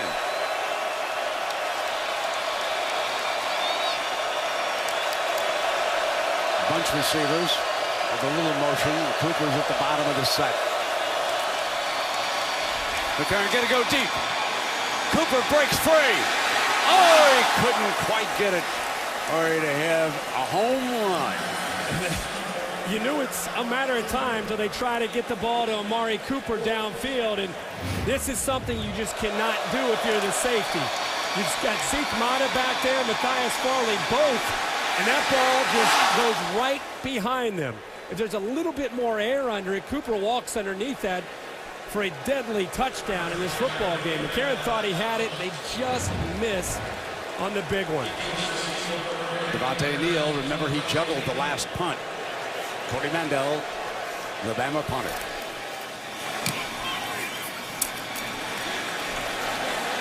Drives him back inside the 5-yard line. And he's going down at the 2-yard line. First, Neal bobbles a punt that almost gives the ball back to Alabama, and now he fields a punt inside his own 5-yard line. Landon Collins with the stop for the Tide. A night to forget. Well, the NBA on ESPN will take you out west on Wednesday night. 2 very interesting games. Lakers, Spurs at 8. Then it'll be the Mavericks and the Clippers. And have the Clippers started to take over the City of Angels? You can find out. That's a pretty exciting team that they've got going right now. Chance to win the Western Conference. Meanwhile, Notre Dame trailing 21-0. And Herbie, they're coming out from the shadow of their own goal line. Golson from the end zone throws complete, and they finally get the tight end Eifert involved here. It's the second time he's been able to make a catch. They tried to get the ball to him earlier in the first quarter where they went up in the air, tried to get it over the top of D. Milner, who made the play on the sideline. This time Again, one-on-one opportunity against the linebackers, a play that Eifert's got to be able to make. Remember, he and Golson had a little talk after that last third down pass where there was a miscommunication. Comes up under center now and hands off to Riddick. They've got 6.5 minutes, Herbie, to get something on the board. It would be huge for Notre Dame if they can break through. A big part of playing in these games with a long layoff and you're a big underdog is you got to get something positive to happen to get yourself to believe. And right now, Brian Kelly's still searching for that. They've been able to step up a little bit better defensively. They forced the 2 punts. Now it's a matter of trying to get Everett Golson and this offense going.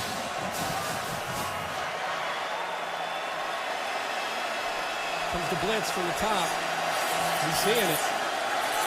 He may check out of it. Geno Smith, now that Kirby Smart's checking out of it.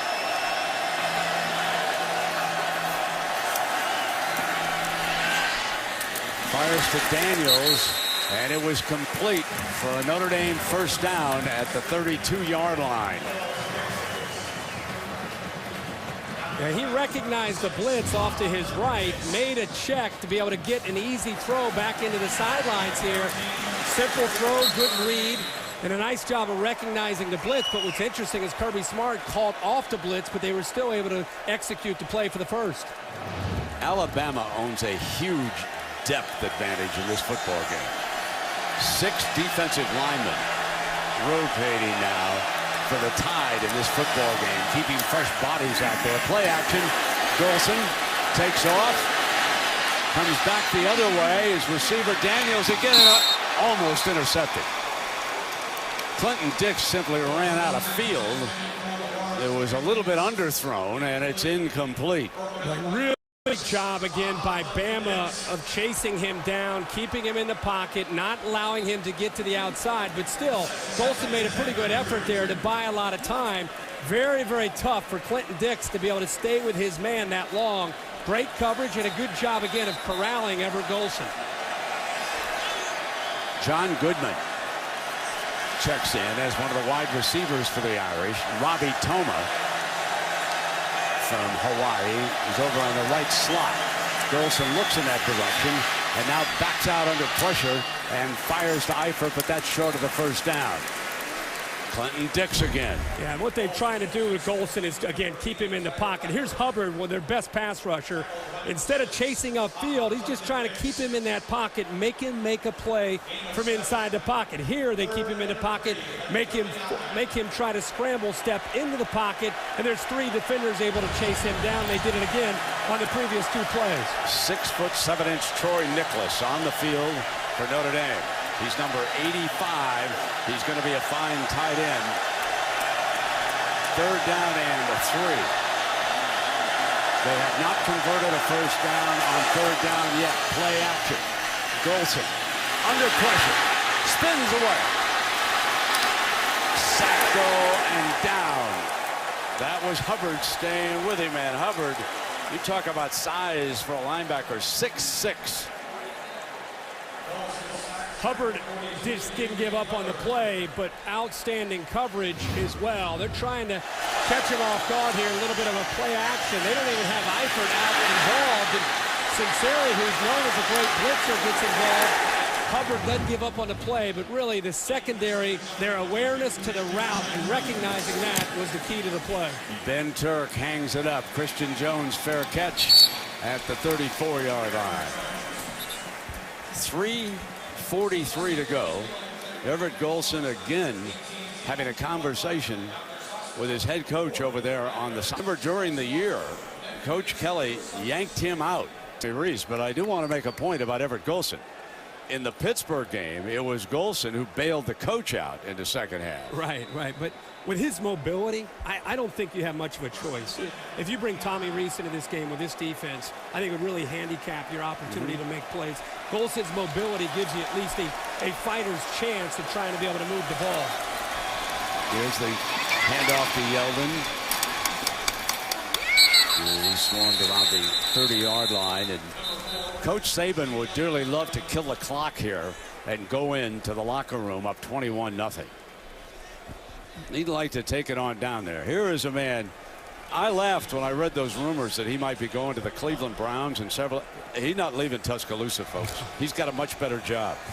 I'm telling you that right now. He doesn't have one first-round draft choice a year. He signs 4 or 5. Why would you leave? You're making $5 million. Holy Toledo. Here we go now. 2nd down and 8. Here's Yeldon. Barrels through for a first down. See, I don't think they're thinking about 21-0 at the half. I think they're thinking 28, at least 24-0. With A.J. McCarron, the way he's executing right now and the way they're able to run the football, I think they want more points here before they get to the halftime. And again, the balanced approach, keeping Notre Dame off balance. McCarron now on 1st and 10. This is always usually a time to look out for him with a play-action pass right off after a first down. 1st down and 10 for McCarron. Clock continuing to run now, down toward that 2:30. Off Yeldon's hands and almost intercepted by Teo at 7 on the year. That's how he gets many of them, Herbie. That deflection in the middle of the field, and Teo took a shot at it. Yeah, I think that might have surprised Yeldon. That ball came out in a hurry and just almost went right off of his face mask and straight up into the air. As you said, we've had a number of games where Manti Teo seems to just be in the right place at the right time and able to come up with a lot of interceptions. That would have been a big one for the Irish, obviously looking for any break that they can find. 2nd down and 10.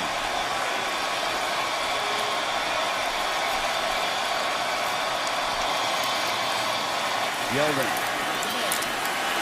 Short of the first down marker and the 50-yard line. Sheldon Day making the stop. One of the biggest surprises to me in this first half has been the missed tackles by Notre Dame. Even when they've been in position to make plays, they've not been able to make tackles on Eddie Lacy. A lot of times, Zeke Mott is one of their best tacklers, most physical player, along with Manti Teo, and that theme's kind of continued throughout this first half. Being in position to make plays and not being able to bring down the ball carrier. Yeldon is the running back. Kelly Johnson is the fullback on this 3rd and 3. Yeldon will follow Johnson. Johnson got blown up. And Yeldon with a second effort breaks free. He did it on his own. Brent, we just talked about missed tackles. And here's Manti Teo again. Recognized as a top linebacker in the country. Notre Dame's in perfect position here to be able to keep him well short of the first down. Manti Teo and the rest of this defense unable to wrap him up and bring down T.J. Yeldon. And it gives them a 1st and 10 on the Irish 43-yard line. Screen pass, Yeldon. Irish jumping. Jimbo and Teo are over there on the side. And, of course, for Alabama fans, they'll never forget that screen pass for the touchdown against LSU to Yeldon when they came down the field. And now we've got an injured Notre Dame player, and that's Lewis Moore, and that would be a big loss. He right away you could see he was in a lot of pain. He is such a leader for this team, such an important part of that defensive line.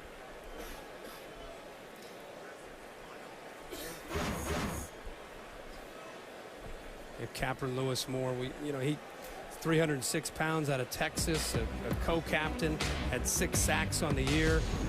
More than that, you can just tell by looking at him. He's a guy that's got quite a personality and a guy that his teammates really respond to. But I happened to be watching him on that play the whole way, and it did not look good.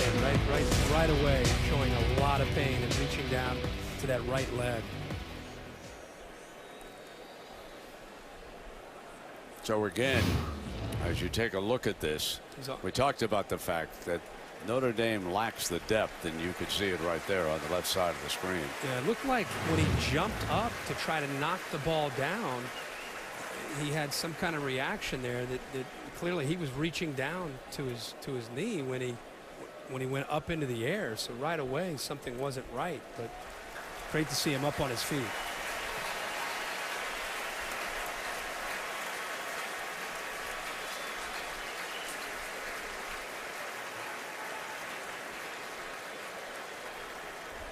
Well, let's hope that he's going to be all right. And I want to remind everybody that the Buick halftime report is coming up. We've got a little over a minute here left in the first half. Chris Fowler, Desmond Howard, and Herbie, you mentioned Urban Meyer, the Ohio State coach. He'll break down the first half, which has been dominated by Alabama.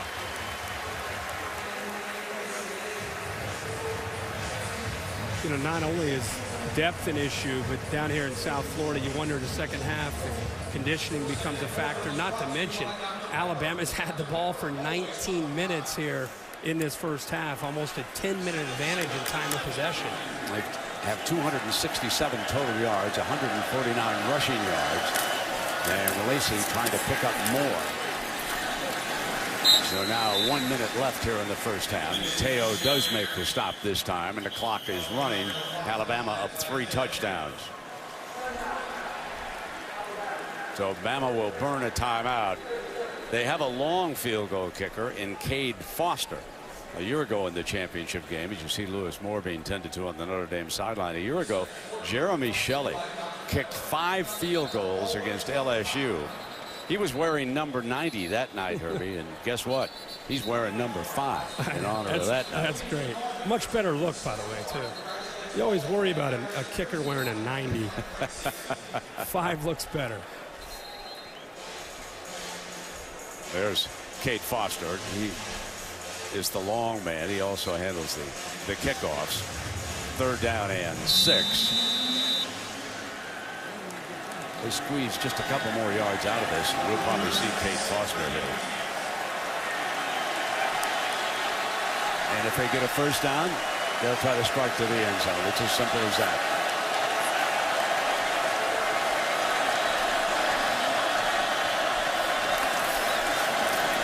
McCarron, this time, Jones has got it inside the 10-yard line. 39 seconds, Herbert. Brent, you're right. They're still thinking about trying to attack 3rd down and long. And here's the true freshman trying to stay with Christian Jones. Never finds the football. Gets beat to the outside. How about the rhythm there by A.J. McCarron? He put that right to the spot. But Jones can make a play on it. And the true freshman, Shoemate, didn't have any chance. He never turned his head and found the ball.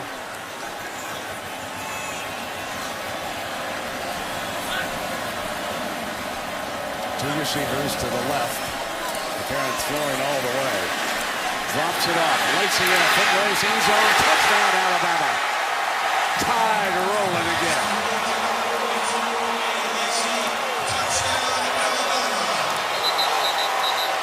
If this was a prize fight, they'd call it off.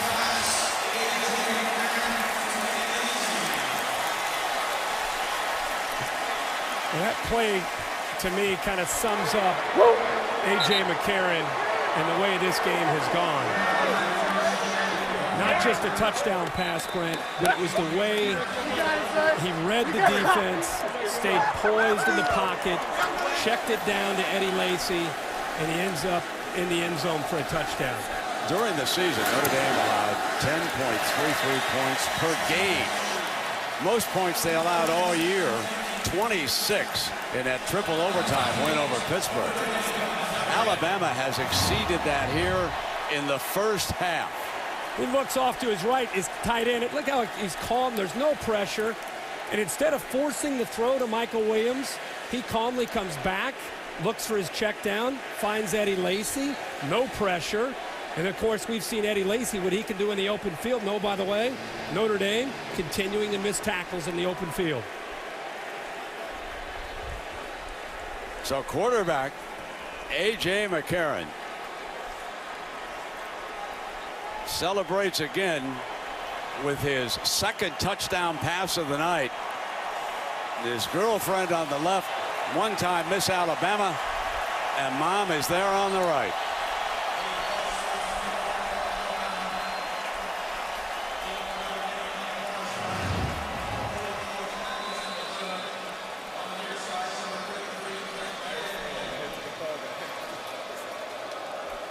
Johnny Football may have some competition for the Heisman Trophy next year, folks. A.J. McCarron is just getting better and better. Atkinson now for the Irish. And he is out of bounds around the 20-yard line. We've seen A.J. McCarron be the leader for this football team, and he really has demonstrated such poise when we've been around him this week. And it's continued tonight. 12 of 18, very few poor decisions, has a lot of time to work with. And the combination of Eddie Lacy. It starts with Eddie Lacy in the running game, takes the pressure off of McCarron, sets up the play-action pass game.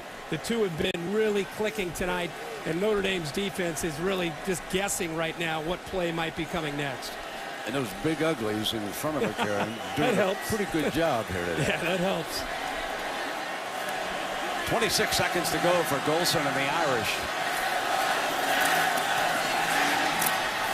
Incomplete. Daniels was the target. Milner had coverage that time. There's a fellow who's going to play a lot of football on Sundays. I'm very surprised they've gone after D. Milner.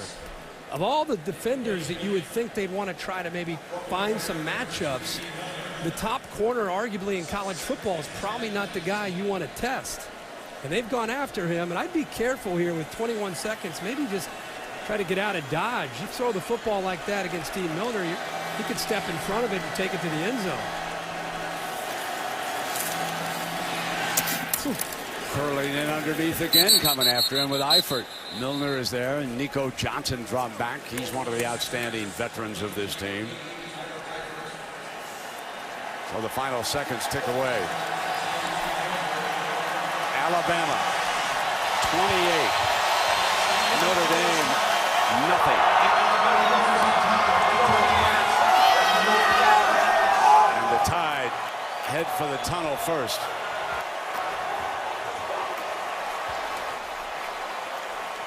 Let's go down to Tom Rinaldi now with Coach Saban.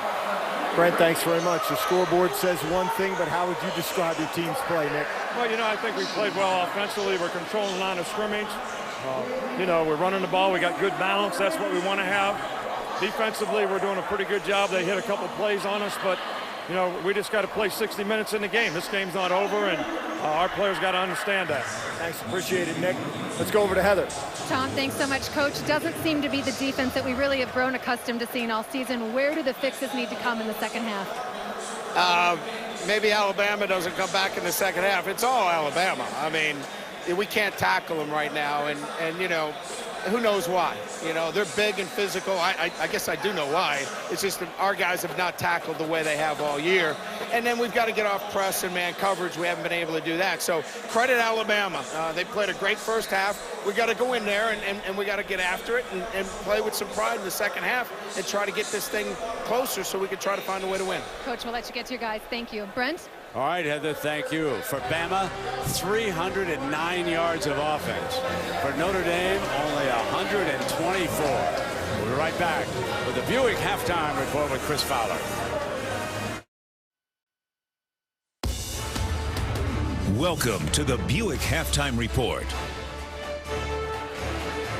Oh, big bad Bama at the break. Chris Fowler, Urban Meyer, and Desmond Howard. You put it together last year's 21-zip shutout of LSU. 49 straight points for Saban teams in championship games, Urban. It was supposed to be strength versus strength, and Bama had the ball. Tide have been strong. What's going wrong for Notre Dame's defense? Two things. That's obvious. I mean, for me to say this, everyone watching the game, missed tackles on Lacy. And the worst fear, I'm sure, the Notre Dame defensive coaches, they've been exposed in the secondary. McCarron's having his way. I think I counted at least 4 post-corner routes that the corners and safeties just are nowhere near that, are nowhere near the receiver. Coach, when I'm looking at this Notre Dame defense, I see that Alabama's they're able to get to Manti Te'o because Barrett Jones, the center, who we thought would be hobbled by a left foot injury, is man up one-on-one with Lewis Nix, handling him all by himself. At times, he may get a brush block from a guard, but they're allowing him to man up against Lewis Nix, which frees up the guards to get to the next level to Manti Te'o. I don't have the statistics in front of me. I don't know how many tackles Te'o has made, but I can tell you he's missed a lot of tackles in the first half. We went through game by game on tape, 2 different studies, found 2 missed tackles by Te'o all season long. He's got more than that in the first half. Now, Lacy is a tough guy to tackle. Is a layoff part of that 44 days or just physical players on the other side? Yeah. The Crimson team's a much better team right now. And he asked me a question, what's the answers in the locker room right now for Brian Kelly and his coaching staff? I'm not sure what it is. You better tackle it. This game's going to get real bad here in the second half. I feel the same way. I think that, you know, you have the built-in excuse because of the layoff, but you're playing against 2 supreme running backs in Lacy and Yeldon. I think now in the second half, what they need to do offensively is run some check down plays to the running backs. Let the 3 guys go vertical, but then check down underneath and let those guys catch the ball and run. Eddie Lacy was a kind of a supporting player in last year's title run. To Trent Richardson, he is the main man tonight, bolting right up the middle. This set the tone, made it 7-0, 96 for Lacy in the first half. You're watching the Buick Halftime Report.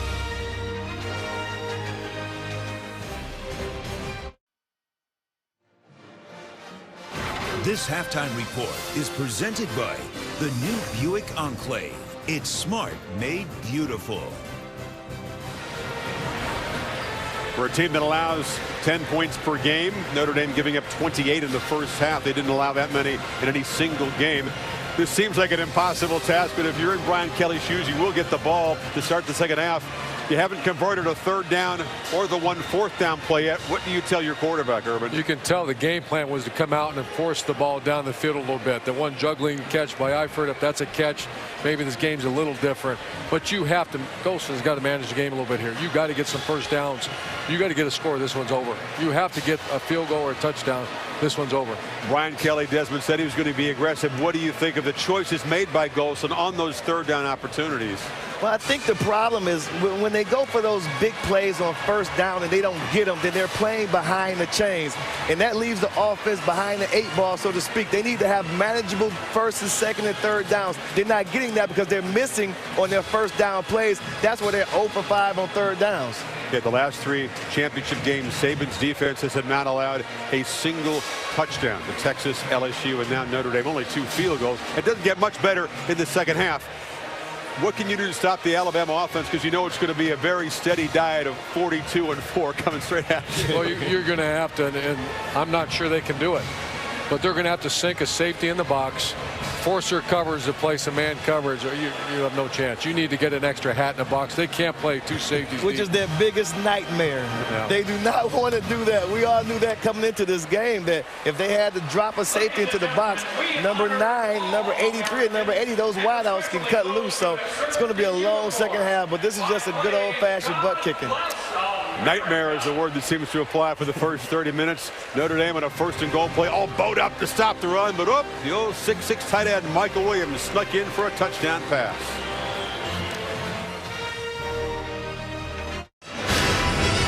All right, Jimmy, welcome back. TJ Yeldon, part of the future of Alabama, true freshman in the house.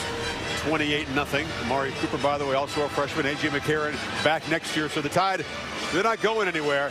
Many will feel, Desmond, that the national championship game was played 4 weeks ago in Atlanta when the Georgia Bulldogs almost beat this team. With this display out here tonight, it's hard to argue against that. I mean, you're looking at possibly 7 in a row for the SEC, so I think they're going to have bragging rights, and rightfully so. I mean, it's hard to argue that point. You think it's simply about speed? Well, it's sounding almost like a broken record, but the speed differential is glaring in this game in 2 areas. Golson, when he starts to scramble, by the time he gets his 3rd step in the ground, you have 2 defenders on him. And the skill players right now, it's not close. In the back end of the secondary of Notre Dame having a hard time measuring up to Alabama's skill. When you watch this, it makes you appreciate just how quick and explosive Johnny Manziel is at A&M, able to get away from that defense. Yep. The one team was able to beat them. First 17 plays of the game for Notre Dame, 9 of them were for 0 or negative yards. And despite the claims on social media, no, Oregon cannot get here in time for the second half. And it won't be Stanford or anybody else. We'll see what Notre Dame can do. They will get the ball first to start the second half in a massive hole. The Tide rolling along by 4 touchdowns.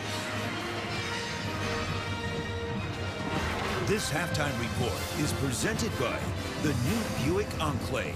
It's smart made beautiful.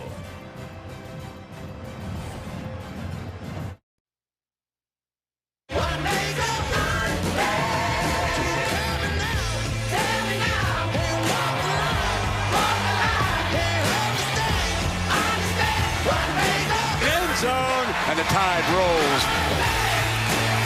Gonna throw, touchdown, the other Williams. Over the Irish got to dial up the leprechaun. They are dominating in every phase of this football game.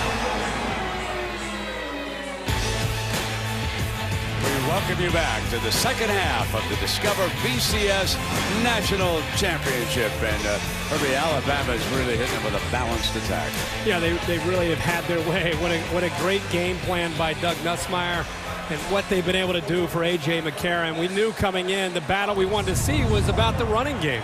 And how could they run the football against this Notre Dame front? And they've been able to come up with some great variety of mixing in different runs. And Notre Dame's not been able to bring down these ball carriers, so they've been running the football at will.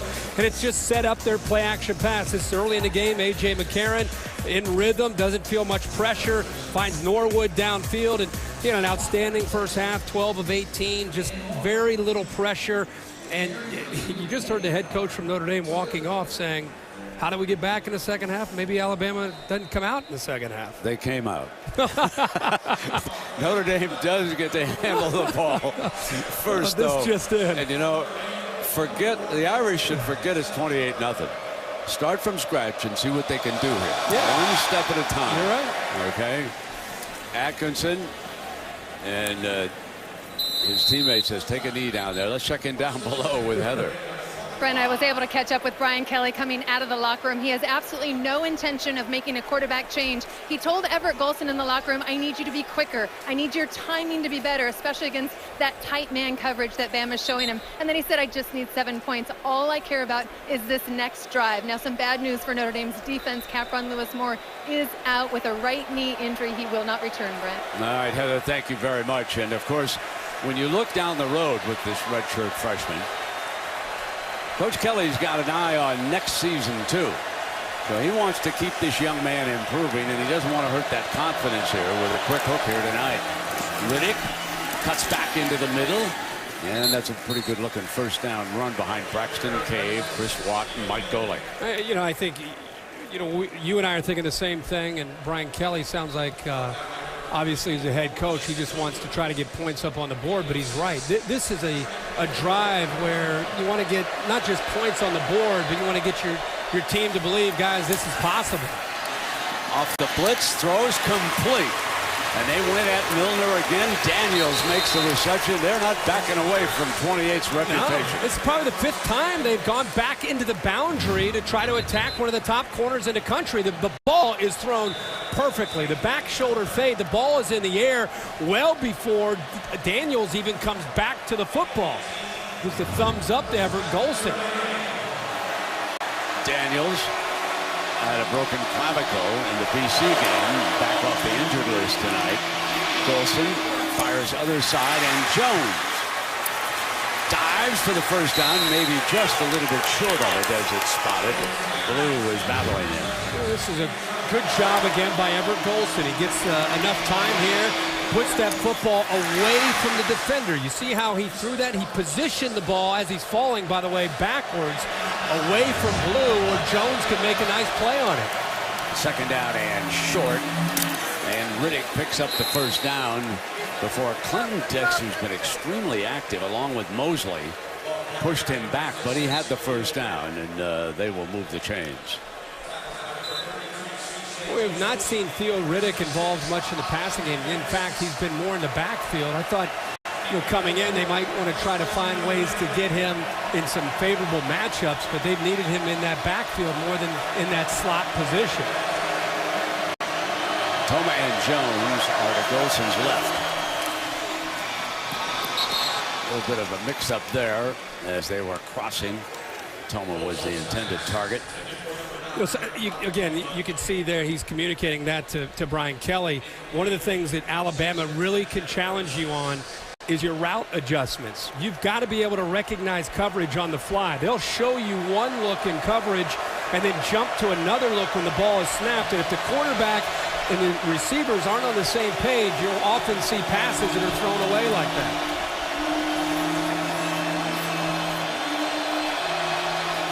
Second down and 10. Golson fires far side, one-on-one. Daniels, jump ball. Clinton Dix dives for it and he's got it. What a spectacular interception by number 6, who's had a whale of a game. He's a sophomore from Orlando, Florida. Brent, maybe you and I are looking at a different scouting report, but why do they keep going to Dean Milner? Dean Milner makes the play. Great awareness by Clinton Dix. But yet again, look at the position that Milner has. There's nowhere for that football to go.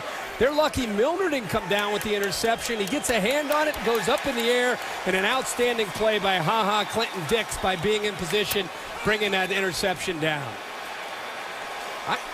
There are a lot of different defensive backs out there besides Dean Milner. It's almost like they're intentionally, they saw press coverage man-to-man back to the boundary, and they said, aha, exactly what we want. Let's go after the All-American corner. Jay McCarron and the Alabama offense with their first snap here of the second half. Eddie Lacy put up 96 yards, looking for 100 now, and he spins free, getting close to the 100-yard mark. Dan Fox with the stop for Notre Dame. Zeke Mata up there close to the line of scrimmage. We mentioned, and you even heard Brian Kelly walking off the field with Heather Cox mentioning we didn't tackle. We did some things that were uncharacteristic of this football team in the first half. We'll see if Mata and Manti Te'o and company can do a better job of getting pressure and trying to be better tacklers here. 2nd and 7. Jackson's got Cooper. So Lacy, 100-yard night, and works that far side. When Manti Te'o came in, we talked about how he's the heart and soul of this team, and you can see here's a missed tackle early on that Eddie Lacy touchdown, and even when he's had a chance to be able to get in position, he's running into big linemen like Chance Warmack. Now, let's face it, Manti Te'o and this Notre Dame defense, they haven't seen this kind of offensive line all year, and these kind of running backs all year, and they failed miserably in the first half. And if Lacy, who is a junior, decides to come out, his stock is going way up tonight in the National Football League. We'll take a break right now. Alabama with the football and the lead, and that's the big nose guard, Louis Nix, who's down on the field for the Irish.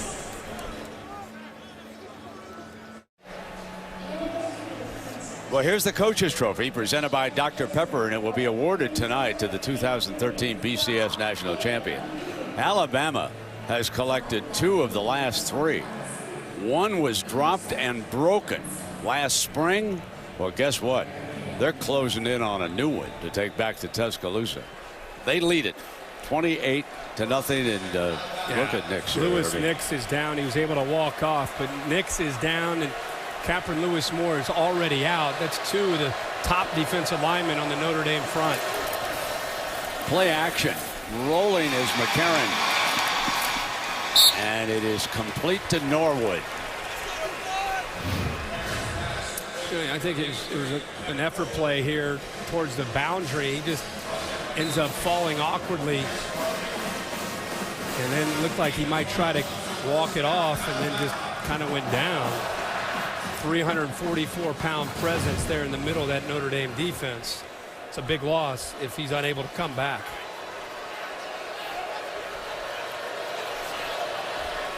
First down and 10 for Bama.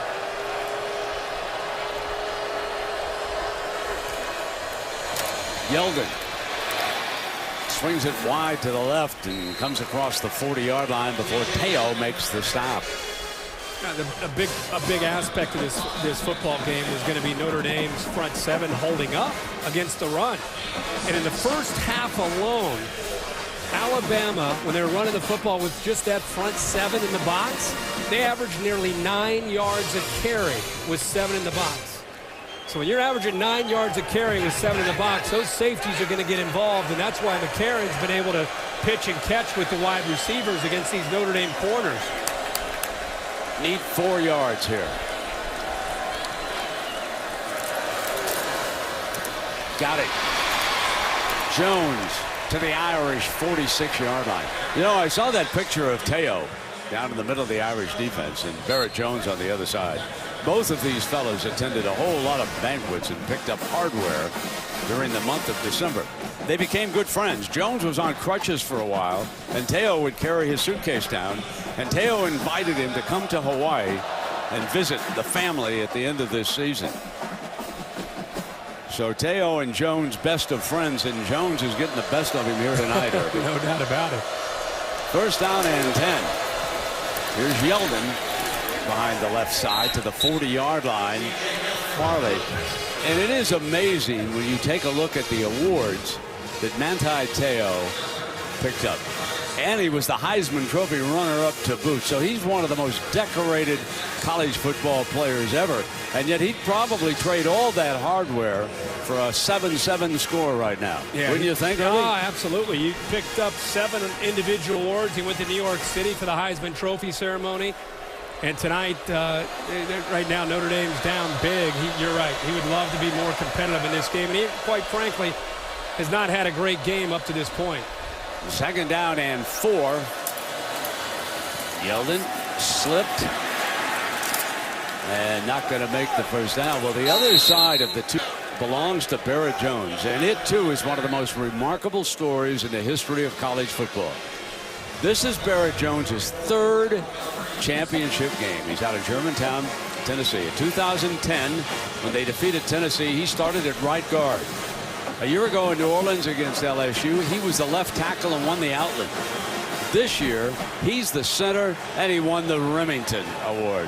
You talk about a celebrated offensive lineman. And you talk about being decorated. I talked to some Alabama people. You could make a pretty good argument that he's one of the most individual decorated players that's ever played for Alabama. That's saying something. It's good to see that Nix is back, and Heather reports that the test on him was negative, able to play, and Lacey the ball carrier that time. And Lewis Nix was right there. Why we were showing all the different accomplishments for some of these players, you could see that Nix is able to get back out there and try to get involved, and not only that, he's able to make a play. So it's good to see he's back out on the field and keeps him short of the first down. You look back the past few years, wherever we've been around Alabama, it is unbelievable to me that they now have gone 6+ quarters in a BCS championship environment and have not given up a single point. Here's your 4th and 1, and Bama going for it with Lacey. He got it, slips through to the 33-yard line. See Scott Cochran, the strength and conditioning coach, over there on 4th and 1. He's jumping up and down, trying to encourage the offensive linemen. You know, Alabama is one of these programs really prides themselves on when it comes down to those 3rd and 1s and 4th and 1s, whether it's the offense and the defense. And A.J. McCarron now, again, with this balanced attack, looking to continue to move the football deeper into Notre Dame territory. Off that play-action move of his, sidestep left, come back right. Cooper's wide open. Touchdown, Alabama. 34 yards, the combination that beat Georgia for the SEC championship.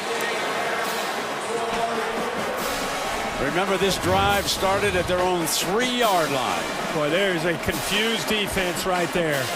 Running the football, throwing the football. The balance continues for Doug Nussmeier. Outstanding drive there. 10 plays, 97 yards. And they continue to just embarrass this Notre Dame defense. So here is Jeremy Shelley. Tacks on another one. A.J. McCarron.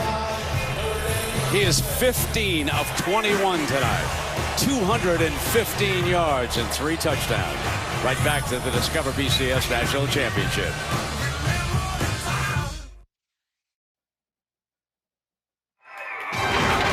The Discover BCS National Championship is brought to you by Dr. Pepper and Diet Dr. Pepper. Always one of a kind.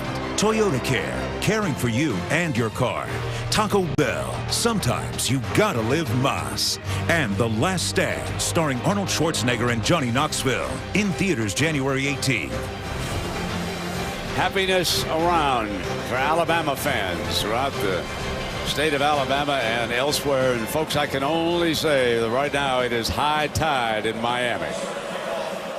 The rout is on. It is 35-0 with 7.5 minutes, 406 yards of offense for the defending national champions.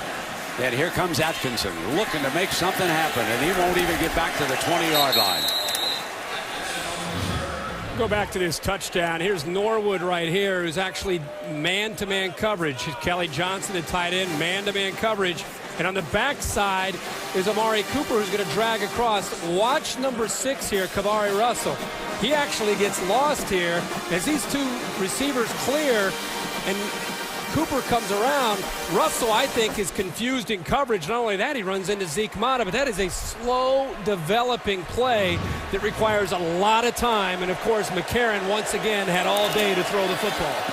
Golson fires complete to the sideline, and a first down to Daniels. DeVaris Daniels' father played about 15 years in the National Football League, now in the front office of the Washington Redskins. This is a young man who is a redshirt freshman from Vernon Hills, Illinois, and he could become a mighty effective wide receiver for the Irish in the years ahead. Regardless of what's happening here tonight, the future does appear much brighter in South Bend. I know this one hurts right now, but there's another fine recruiting class coming in. Golson's a youngster, snapping off another completion to Eifert. Eifert will be playing Sunday football. He's one of the better tight ends we've seen. Here's the view from our DirecTV Ultimate Picture Cam of Golson trying to get the ball out to Tyler Eifert. What I like about Eifert here is he doesn't give up on the play and just go out of bounds, even though Quentin Dix is all over him. He bounces it back to the inside, keeps the play alive.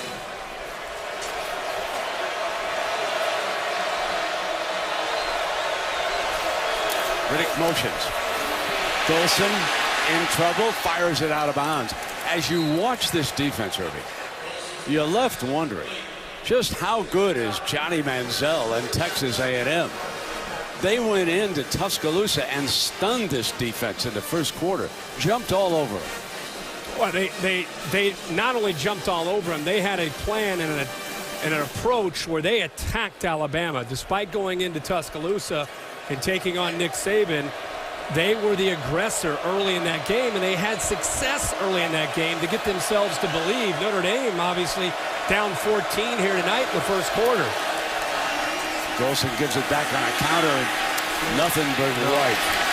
All over him. Mosley finally wrestles Wood down. This fooled no one. That night that Johnny Manziel played against this defense, one of the things that Kirby Smart said he regretted is a lot of times they only rushed 4. And when you give an athletic guy like Manziel who can throw at time, he said, so tonight going up against another athletic quarterback, we want to try to rush 5. We want to do the best that we can to try to contain this guy and flush him from the pocket and not allow him to get into rhythm and have him prove to us that he can make plays from the pocket. We don't want to allow him to use his feet. And obviously, up to this point, it's worked pretty effectively. 0 of 5 on third down and not favored on 3rd and 16.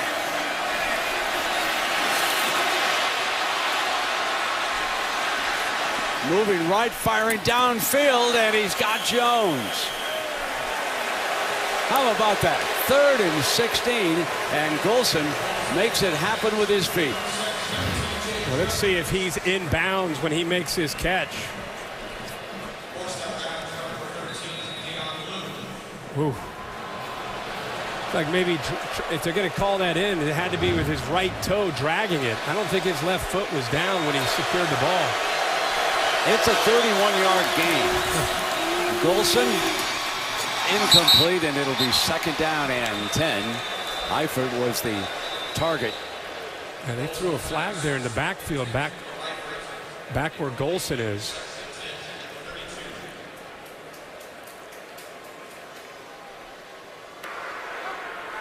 Personal foul, roughing the passer, defense number 21.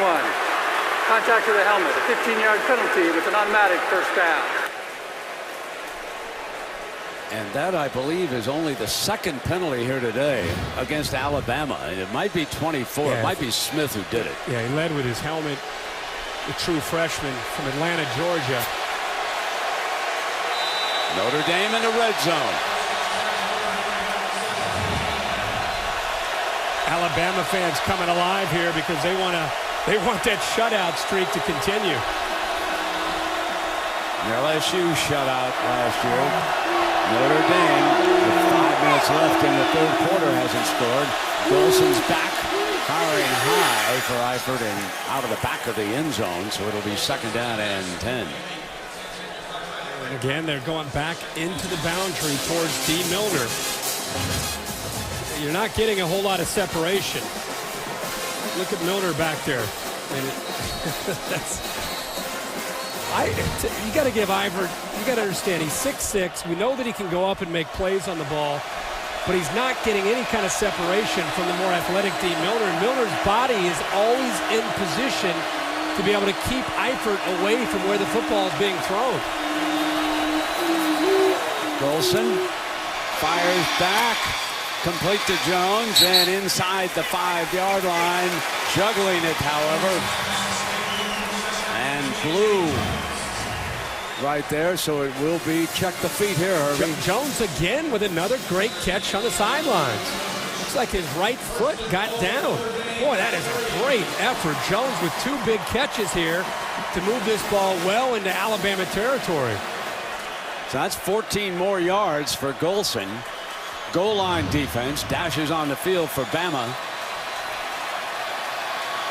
Riddick is next to Golson. Irish looking to crack through against this defense. Riddick stopped short of it. 2nd down and goal coming up now. These fellows on the defense want this shutout to continue too. And it's so tough to run into the interior of this Alabama defense, especially down in the goal line. You're much better chance with an athletic quarterback of trying to get the ball to the outside, give him an option to use his feet, or pitch it out to the back and give him a chance to get to the corner. Wood and Riddick are both there with Golson. There you go. Golson's going to keep it on an option look and take it in the house. Touchdown, Notre Dame.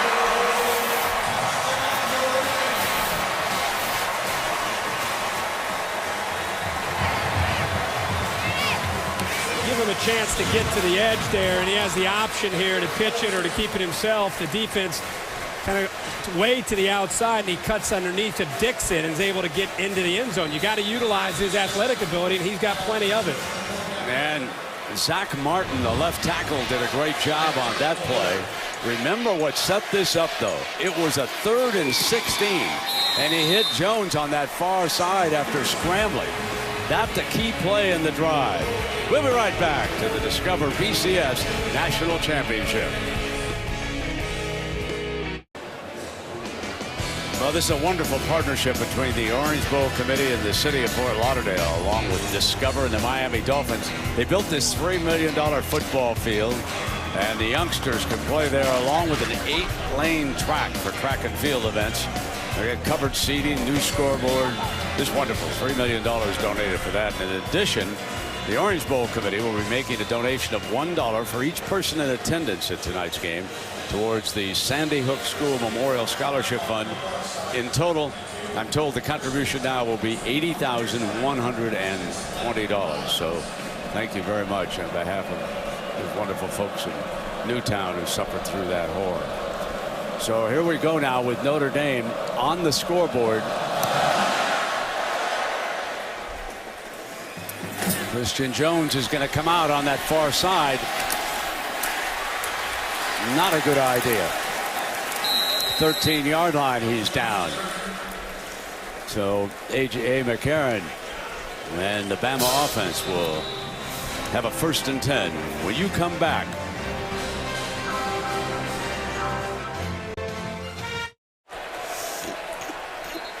Ready to go back to work. 406 yards of offense for Alabama here tonight. 35 points. But the Irish just got the first touchdown. 6+ quarters against this defense in the championship game. Yeldon. 6 more yards behind the right side. Steen and DJ Fluker. It's a downhill running football team, and if you're going to give them creases, you're just not going to do very well. And what's great that Nick Saban has kind of created an identity at Alabama is that tandem back. Mark Ingram and Trent Richardson and Eddie Lacy. Now Eddie Lacy and TJ Yeldon keeps them fresh and allows them both to run hard for 4 quarters.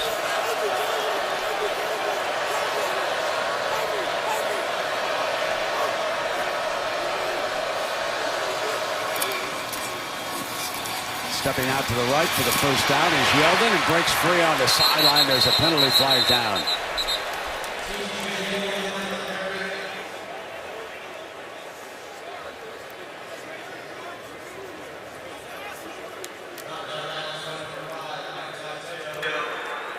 Holding. Offense number 83. A 10-yard penalty will be enforced from the spot of the foul. Second down. That's Kevin Norwood, the wide receiver, who was guilty. You know, you can see this this hole, but look at the angle here by Zeke Mata. We've seen this the whole game. It's one thing to have poor tackling. It's another thing to take such poor angles in trying to bring down. I haven't seen this kind of speed all year, and they're underestimating guys like Yeldon and Lacey when it comes to coming up and run support. They're taking really poor angles. 2nd and 9, draw play. Yeldon powers his way for the first down.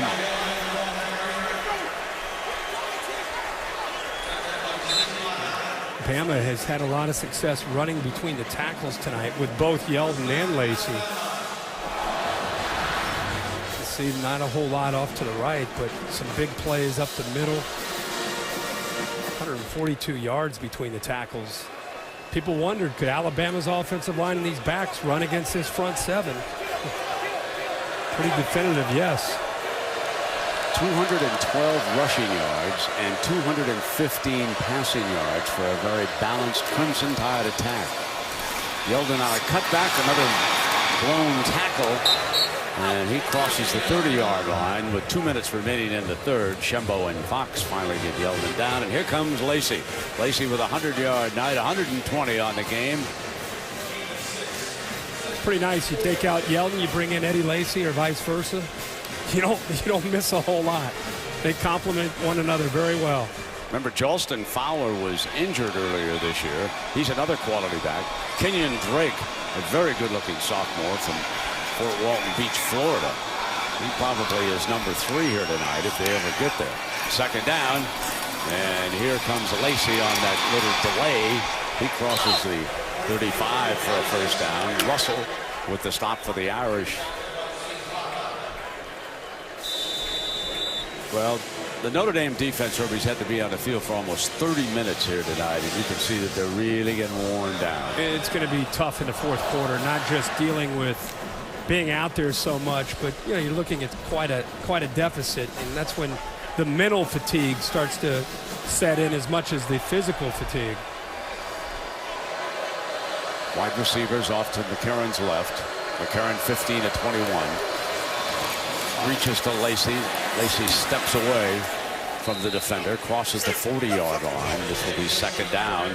To it with the stop for Notre Dame.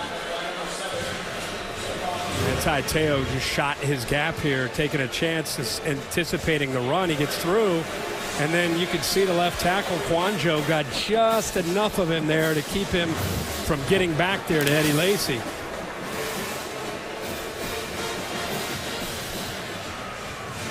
Second down and 7 for the Tide.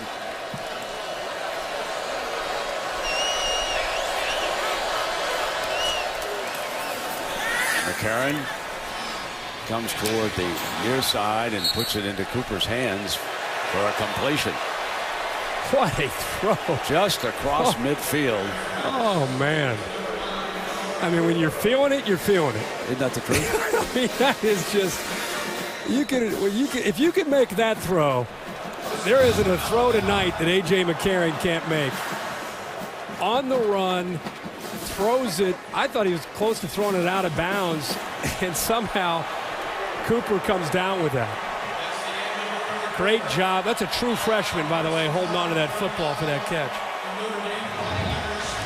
So we've come to the end of the third quarter. Alabama 35, Notre Dame 7.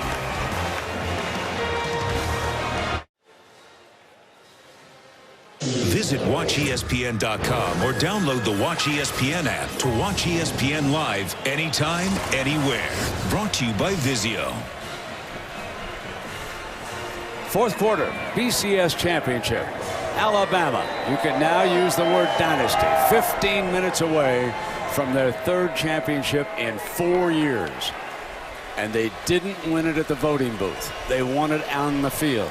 Texas, LSU, and now Notre Dame. 35-7 we begin. Quarter number 4. Lacey slips and he's down. Herbie, let's take a look at tonight's good hands play, brought to you by Allstate. Well, a lot of times you think of receivers when you think of good hands, but tonight Eddie Lacy has been using his hands in a variety of ways, whether it's using his hands to knock away would-be tacklers or being able to hold on to that football as defenders are trying to get their hands on the football themselves. He's just done a really good job of securing it, taking care of the ball, and showing he's got not only good feet and great balance, but also the good hands to be able to have a great night tonight. 2nd down and 14.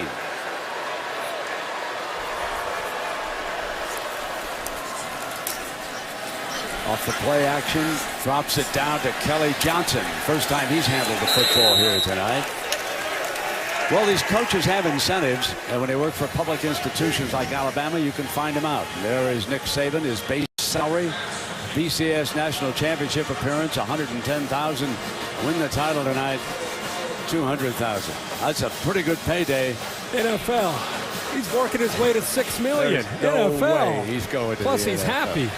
But you know, his wife's happy. They might want to call Kirby Smart as defensive coordinator. I'm talking about the Cleveland Browns. Find out if he's interested. Here's your 3rd down and 9. McCarron fires right at the mark. Let's see if he gets the spot. That was Williams, the tight end, Michael Williams. Looks like they're going to give him the first down.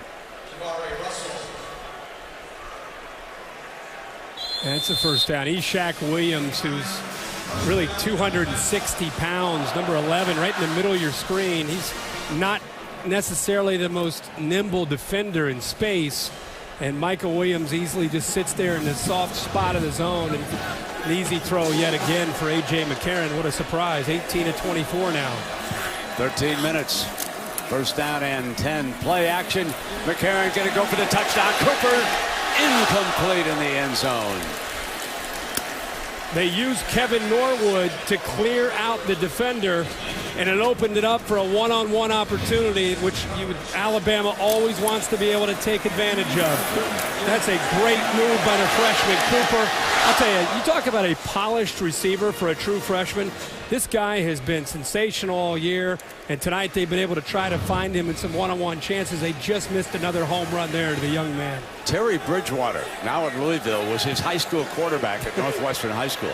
Miami thought Herbie, that they had both Cooper and Bridgewater. Can you imagine what that combination would be like down in Coral Gables? Now they flash it out to Shin.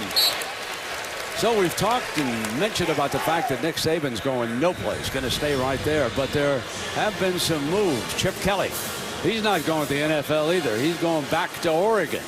And Syracuse interested in Notre Dame defensive coordinator Bob Diaco. Yeah, it's Chip Kelly making that announcement. And, you know, the last couple years he's had some opportunities. There's Bob Diaco, the defensive coordinator. We'll see if anything comes to play itself out after this game as far as Syracuse is concerned. 3rd down and 4.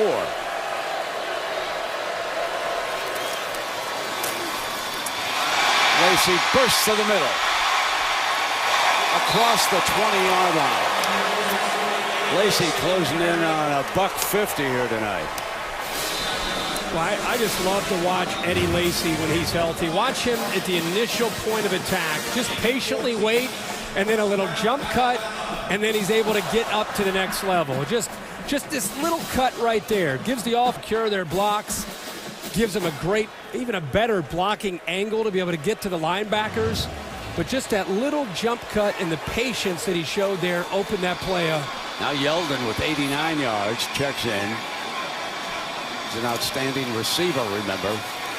McCarron fires in zone. Touchdown, Bama. Amari Cooper.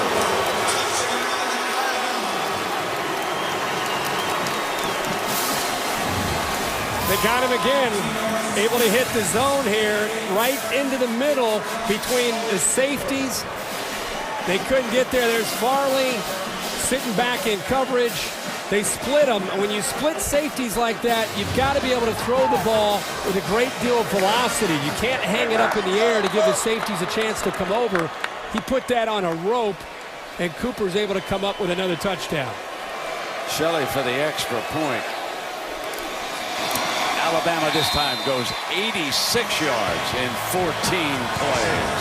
Can you just hear those SEC fans around the country right now? You bet.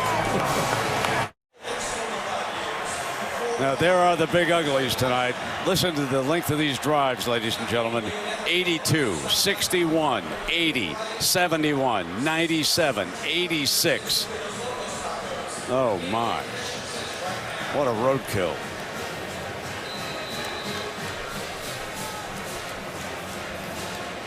.42-7 with 11:27 to go.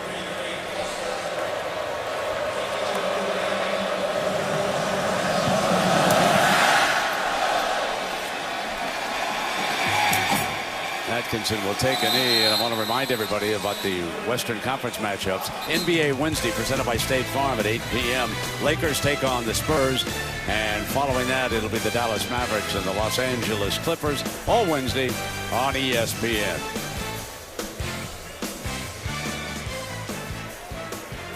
And Alabama putting up some NBA numbers in this game. 502 yards of offense, 264 passing, 238 running.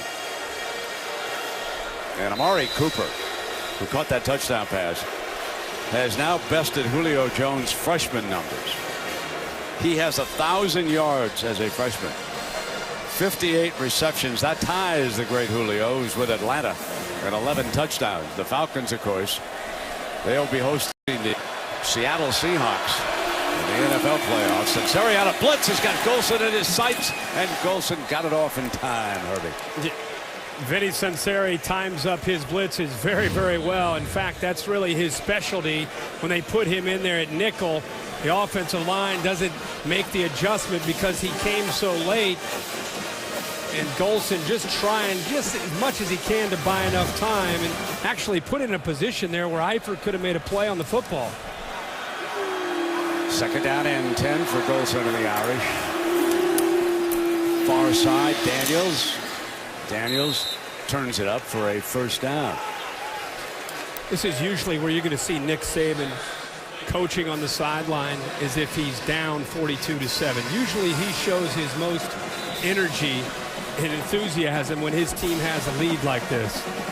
Always coaching against perfection and demanding the most from his team regardless of the score. Golson throws it away, and Saban says, I was the only receiver in that area. Pressure was coming that time for Sunseri again as they come after him. I'm sorry, go ahead, Brent. No, go ahead. I was going to say, regardless of the score, you got to love the aggressive nature from Alabama. They're up 42-7. Instead of pulling back and, hey, let's just get out of Dodge here, they're still blitzing and being aggressive with Sunseri off the nickel. They're still throwing touchdown passes here. They're still competing, regardless of what the score is. Second down and 10, and you can start to think who will be in the top 5 preseason next year, and will Alabama be number 1? We're thinking about it. Championship game is back in Pasadena next year. Golson on the move, fires to Jones. Jones slips a tackle, but he's short of the first down and out of bounds. Let's take a look at the view from our DirecTV Ultimate Picture Cam once again. Trying to run for his life. This time he actually breaks contain and actually gets outside of the pocket. And by doing that, that's what gave him a chance to buy enough time to eventually find Jones. You know, Bama's going to be up at number 1. You're going to have Oregon's going to have a great team next year. It's going to be fun to try to see which team has the best chance next year. Third down and 1. Golson fires complete to Eifert. Eifert slips a tackle, and he's to the 44-yard line. I saw a fellow tonight whose team is going to be in the top 5, Herbie. Kevin Sumlin, the Texas A&M coach. He did a fabulous job this year. He's got Johnny Manziel back. Still doesn't know about those 2 offensive tackles. He's going to lose a real good defensive end. They will play Alabama at College Station in Texas They have a lot of home games, and I expect the Aggies to be ranked very high when next season starts with the Heisman Trophy winner bringing them back. Here's Golson. Wood flared, and Bama was ready for it. That play was jumped right away, and Blue makes a stop. Johnny Manziel is going to become quite a story in the offseason and leading into next year after the year that he had and winning that Heisman as a freshman, and just has the kind of the wow factor about him and style of play that he has. He's got the wow factor off the field. That's what I hear. He reminds me of a young Joe Namath. Well, it's 42-7. Alabama with the lead. We'll take a break. There's an injured player, Jesse Williams, down. The Discover BCS National Championship is brought to you by the new Discover It Card. Finally, a credit card that's changing the game. Nissan. Tweet hashtag Nissan Heisman House for a chance to appear in next year's Heisman House. Gatorade. Follow the Everything to Prove journey on Gatorade's Facebook page. And Vizio. Ranked highest in customer satisfaction with HD TVs by J.D. Power & Associates. So we go around the country and the world for these shots of these fans, and we're so happy that they're enjoying the action. Obviously, if you're an Alabama fan, you're enjoying it a lot more. And there's the injured nose guard, and that youngster from Australia is going to play in the National Football League too. He's a load. Golson fires middle. Daniels having a big game. 20 down to the 15. Daniels is probably the best weapon that Notre Dame has had tonight. He's had a 100-yard night receiving, and he's caught a half dozen. And they caught him in a blitz here, and they actually picked it up just enough to be able to give him a chance to make the play on this football. When they brought the blitz, there's nobody left in the middle. You can see the arm strength and how tight a throw Everett Golson makes when he has a chance to step into a throw and make it. And that time, good job up front, giving him enough time to be able to make that play. 3 receivers. Riddick. Not going very far that time, is it? No, and when you can't run the football, it puts everything on the passing game and everything on the pass protection. And even when they haven't sacked Everett Golson, they've done enough to him where they've made him uncomfortable more often than not. It's just tough to be able to have a consistent opportunity to move the ball when you can't run the ball at all. It's just a non-factor with only 38 yards rushing tonight. Golson's 19 of 33 throwing for 254 and 1 interception. He'd like to strike here with 8.5 minutes left. Forced. Wanted Jones to turn around and head back for the end zone, and got him. That was a little bit of a hand pattern as he told Jones to take off. And yes, there is a penalty flag down at the 12-yard line. I don't know if they're going to say Jones pushed off there or if they're going to maybe look at that as far as the Alabama defender. He threw it right at Jones's feet. Holding. Defense number 13. That penalty is declined. The result of the play is a first down. That's Blue. It's really, we've seen Jones do this tonight, Brent. A lot of times when he's making plays on the ball, it's where he's just improvising. And there it is right there as he went down. He's just improvising and reacting to Everett Golson running for his life. You know, instead of just kind of, sometimes receivers will look at their quarterback and hope that he eventually sees them. In his case, he's really working to try to get open to help his quarterback out. First down and goal. Eifert is out to the right. There are 4 receivers as Riddick steps out. Riddick catches it for a Notre Dame touchdown. Well, Herbie, you wanted an onside kick, and one's coming, Patrick. Honestly, I thought we would see Riddick in that position most of the night tonight.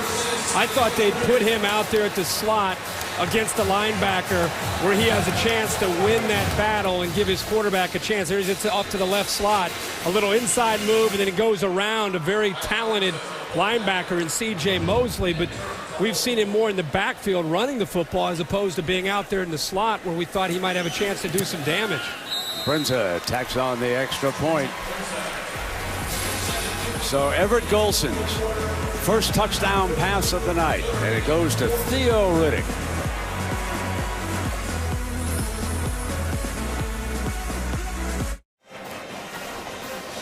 You're watching the 2013 Discover BCS National Championship. An aerial coverage of our grand scene tonight is brought to you by DirecTV. If you call yourself a sports fan, you got to get DirecTV. So Notre Dame has scored with its last 2 possessions, and if they could just block out the first half, we'd have a 14-all football game right now, folks. But first half does count. Yeah. So here we go. Brenza's got the ball on the tee for the Irish. I find myself as the good hands team is on the field for Nick Saban. They certainly expect the onside kick here. Instead, Brenza will take it deep, and this will come out on the 25-yard line.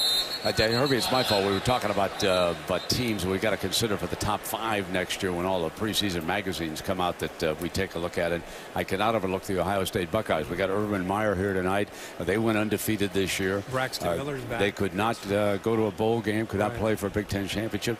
They could be up there next year. And I think the Irish will be in the top 10, even though they're getting drilled here tonight. Yeah, without a doubt. I think Ohio State undefeated with the team that they have coming back. Alabama will probably start at number 1, which they should. Back-to-back national championships.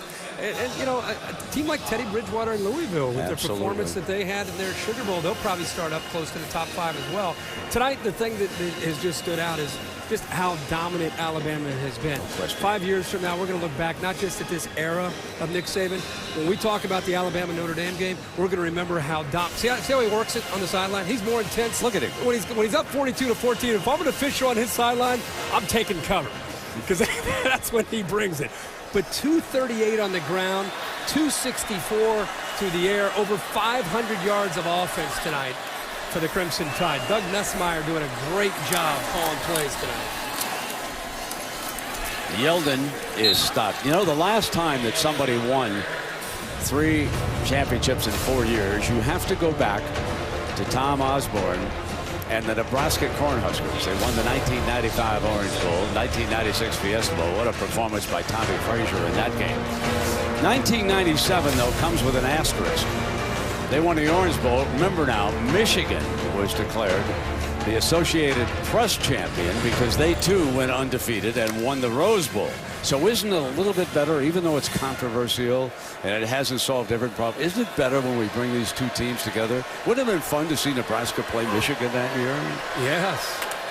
2nd down now. And timeout by McCarron. And he's upset with he's upset with Barrett Jones. Wow. Boy, that is highly unusual. I thought for a moment he might have been teed. Just so you understand, they're upset because they're both making calls, and McCarron's trying to overrule Barrett Jones, and Barrett Jones is saying, I'm making the call. Before the timeout signal, delay a game. So they're offense, a 5-yard penalty. They both do so much at the line of scrimmage when it comes to making the checks up there. Oh boy, see, there he goes. Now he's very upset now. Understandably, you know, the 2 kids you just saw are roommates. And there's something has really aggravated Saban about the official. And he's trying to get him off the field over there. He does now. 2nd down and 11. And here's the handoff to Yeldon. He's trying to keep that intensity, keep that edge for four quarters. It's interesting to see McCarron and Barrett Jones, though. I mean, you're up comfortably. I know you're trying to make the right check at the line of scrimmage, but you don't see an offensive lineman very rarely throw his quarterback. But the other thing is the quarterback shouldn't show up his lineman by getting in his ear like that, embarrassing him. Well, if you've got an intense coach on the sideline, it's 42-14. The players just take after him. That's right. He sets the tone. 3rd down and 7. Yeldon tonight with 97 yards. McCarron, and it's dropped by Jones. They couldn't hook up. Incomplete. Let's keep an eye on the 2 roommates here as they go over to talk this out. Assuming they do talk it out.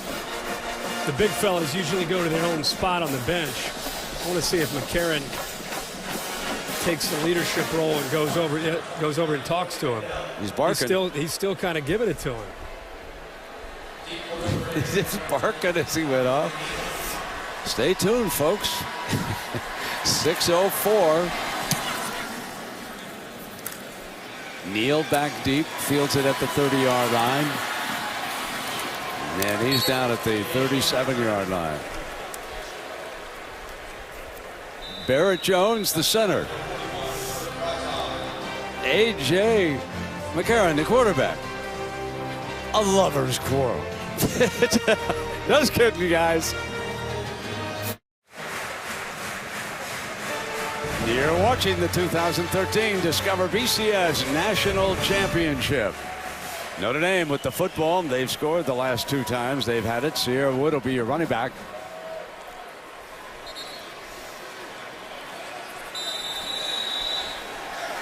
They'll start on their own 37-yard line.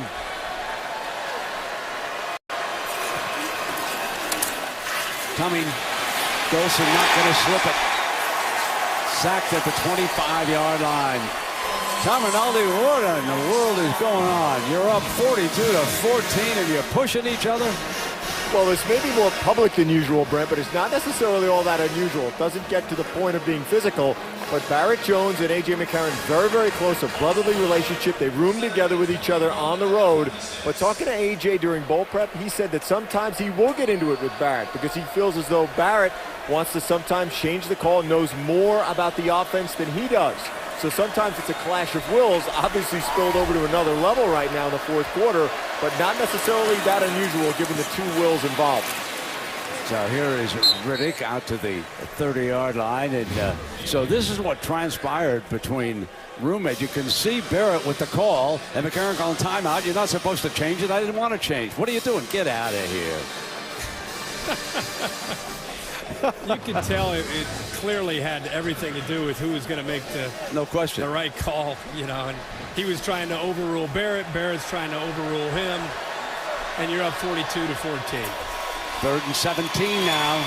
He's converted a 3rd and 16, but not a 3rd and 17. 4th down with 4.5 minutes to go.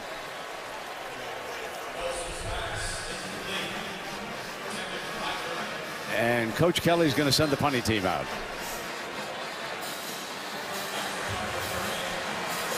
You know, you showed the highlights there of Tom Osborne in Nebraska, and once Alabama wins this, it's 3 of 4, and you start to try to compare that to other dynasties that we've had in college football. In my lifetime, because I still think we're just in the middle of it. I don't think this is the end of a run for Alabama. I think we're in the middle of it.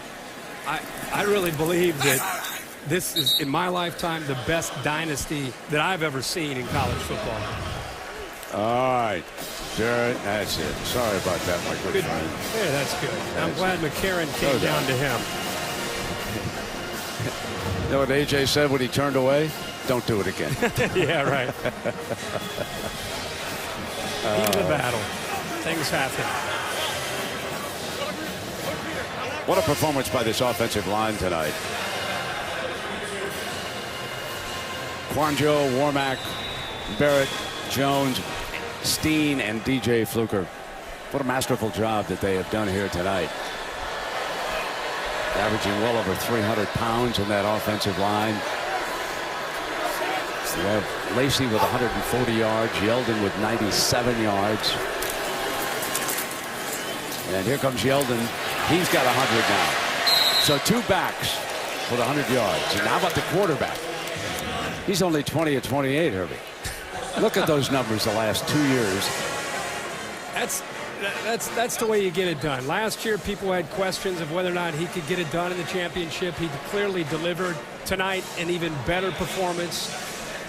Not just in numbers, but just engineering this offense, the balanced attack. He and Doug Nussmeier really on the same page with how they wanted to try to go after this Notre Dame defense. Great execution all night. Second time, by the way, at a championship game that Bama's had 2 backs go over 100 yards. They did the same thing to Texas back in the 09 title game. And one of them, Lacey, is the offensive MVP tonight. McCarron was last year against LSU. But Lacey with 140 yards tonight and 1 touchdown. And there is their performance here tonight, the 200-yarders. And Eddie Lacey is the offensive MVP as Alabama. The starters are being taken out. Whole offensive line. There's Barrett Jones off the field for the last time as a play for the Alabama Crimson Tide. Blake Sims comes in at the quarterback, and Kenyon Drake, whom I mentioned. And there's another hug between quarterback and center. And this is Kenyon Drake. And the Irish better wrap this young man up. Teo makes the stop here.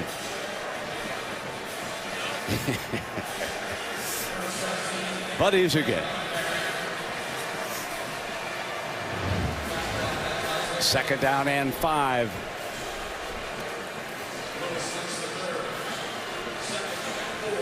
Well, it all begins with one man when you talk about this dynasty. And that is Nick Saban right there. He won a BCS championship while he was head coach at LSU. Did not have a good experience with the Miami Dolphins here for a couple of years. Went back to Alabama, and this will be his 3rd BCS championship in 4 years. And who knows how many more they're going to be able to win with this powerhouse. These are the teams to win 3 national titles in 4 years. The great Frank Leahy coming out of the war with Notre Dame. Tom Osborne in the 90s we've talked about. And now Nick Saban. And yes, now you can start to mention Bear Bryant and Nick Saban in the same sentence. That's how effective Saban has been since going to Alabama. One of the great recruiters and one of the great evaluators of talent that I've been around. This is a guy who can go watch a high school football game and come back with somebody who wasn't even there to look at, but he'll see him during a game. They had to change the recruiting rules because of Nick Saban and all the activity he had in the spring. And there's the Bear. He's got 6. How many years did it take him to get to 6? 25, 20? In the 20s. 20. Nick Saban's gotten 4 total in 8 college coaching years, and 3 of the last 4 in Tuscaloosa. Yeah, you know, Herbie, I find myself more impressed with what Alabama accomplished tonight than what Notre Dame didn't do, to be perfectly honest. I really think this is an Alabama story. I think this is remarkable, the way they have played, and you and I have covered all 3 of these championships. And last year, I really thought it would be difficult, losing 5 guys in the first 35 picks to the NFL, and it wasn't. No. They picked right up where they left off with a new batch of players. And what I think is exciting if you're an Alabama fan is they're in the middle of this dynasty. It's not, we're not closing the book. At this team, you can make an argument, even if Eddie Lacy were to leave and some of the others, there's enough of a young nucleus. A.J. McCarron's coming back. C.J. Mosley's already announced he's coming back. This is going to be another team next year that Nick Saban's going to have that's going to compete for another national championship. Now, you know what he doesn't like? Does not like the Gatorade bath. He knows he's got to get up to get the crystal football. In fact, we saw him put a jacket on a few years ago in Pasadena to cover up the soaked Alabama golf shirt. Barrett Jones is up to something. There's no question. He might drop it on the quarterback's head. Yeah. Last year, I think Nick Saban took it off the forehead when the water, the Gatorade shower got a little physical for him. Final minute coming down, and there's Barrett. He's hiding. Pretty hard for Barrett Jones to hide. Everybody's trying to hide him. Saban knows he's coming. Oh, you got DJ Fluker in the front. That'll hide Barrett. Yeah, that's the total eclipse. Here we go. Yo, baby. Look at his face. Oh, nice. Thanks a lot, guys. There they are. The process continues. And Saban with his 3rd national championship at Alabama in 4 years. He's all kidding aside. He's still trying to coach that last play. There's no question. That's it.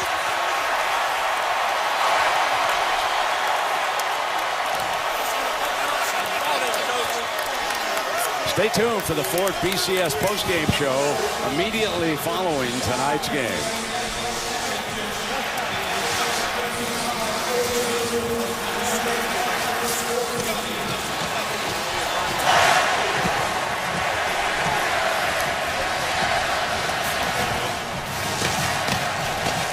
Let's check in now with Tom Rinaldi with the coach. Brent, thank you very much.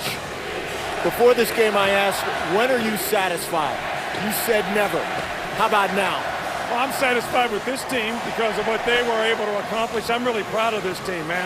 This team did a great job from the word go 2 days after we beat LSU last year. In the championship game, they started working, and they never were entitled. And I'm proud of what they were able to accomplish this year. But 2 days from now, we got to start on next year. There's a lot of words that could be used to describe this performance from outsiders. What word would you describe? Well, you know, our offense did a great job in the game. I mean, they controlled the whole tempo of the game by the way we moved the ball. I think they did an exceptional job. We didn't finish the game very well on defense, but we played well early. So I'm really, really happy with the team win that we have. I'm happy for all of our fans up here, all the people who have supported us. The university community's done a great job of helping us. We've got a lot of great players, and they've done a great job. You just referred to it. When we spoke, you also said you only allow yourself to enjoy a national championship for 48 hours. You then lowered the number to 2. 3 in 4 years. How long for this one? Well, 2 days we're going to start on next year. We got a 24-hour rule around here. We enjoy everything. Seriously? Wow, that's right. I'm proud of these guys, man. I'm happy for them. As a coach, I want to win the game for them. I want them to be able to win the game and say their legacy as a team, 10, 20 years from now, they can say they won the national championship. Congratulations, Nick. Enjoy it if you can. Well, thank you. I will. Indeed. Now let's check in with Heather. Brett, thanks so much. Brett, thanks so much. AJ, we just heard your coach talking about it all week long. The word dynasty has been banned, but now that you've won 3 championships in 4 years, how would you describe this dominance? I don't know. I mean, I guess, you know, everybody's got their own opinion. You can label it as what you want, but I just know this team's worked hard to, you know, get to the point where we're at. It was a total team effort, and I couldn't be more proud of my guys. I mean, the hard work we put in all year long. I mean, nobody ever sees, you know, behind-the-scenes type stuff, and how much time we spent up at that complex, especially, you know, playing for Coach Saban. But it really paid off, and this is what we do it for. As the first quarterback to win back-to-back national championships in the BCS era, how does it feel to be a part of Alabama history? That's pretty special. Gives me chills thinking about it. But I owe all, you know, all the thanks to my teammates. They made all this possible. Coaching staff, I mean, they did an excellent job game plan-wise, breaking down Notre Dame's defense, you know, in the 30-some days or however long we had off, and really had a great game plan for us coming into tonight. And my teammates did a great job of executing each one. AJ, on Thursday, the Players Council got together to have a team meeting, disappointed in the lack of focus. What role do you think that meeting had eventually in the performance you guys had tonight? I think it was a huge, you know, a huge part of us refocusing as a team because I felt like, you know, we kind of got away because Miami can be, you know, a very distraction type place, and there's so many things to do down here, but we had to refocus. We had to, you know, remind the younger guys, hey, we down here to have fun, or we down here to win a national championship, and then we'll have fun after.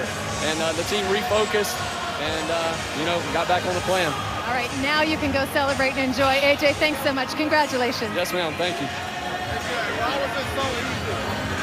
I lost our audio.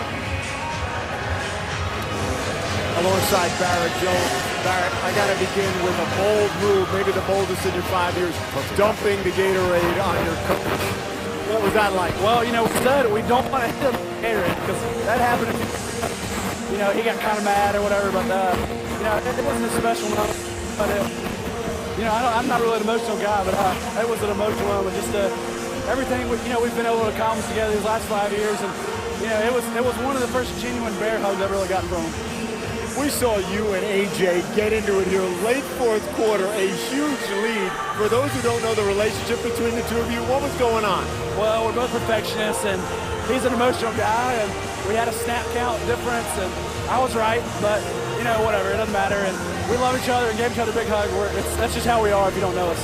Barrett, 3 national championships playing at 3 different positions. How do you characterize this career now that it's over? Well, I don't know, man. It just happened. So, you know, I'm just very honored. I think just to put it out all on me as you know, just really selling my teammates short. I've obviously played on some amazing teams, great coaches. I think Alabama you know, it's hard to say we're not the best program in the country right now. We kind of have a little dynasty going, and it's been fun to be a part of that.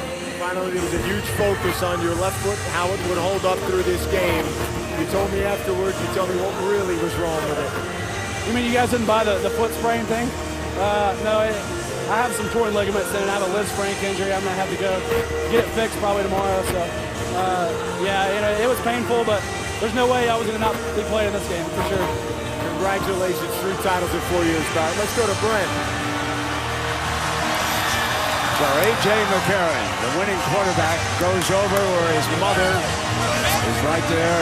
His girlfriend is, as you look at it, to her left, hugging father, the family. There's mom.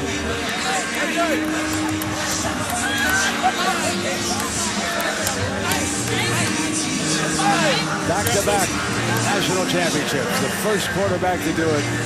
And there is Miss Alabama with the victory kiss.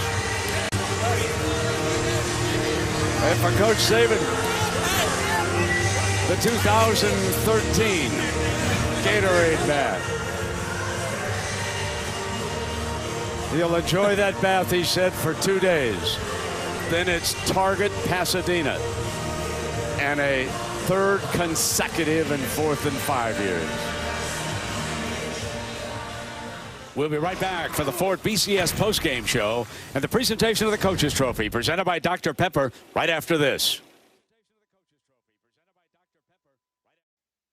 This postgame report is presented by the new 2013 Ford F-150 with EcoBoost.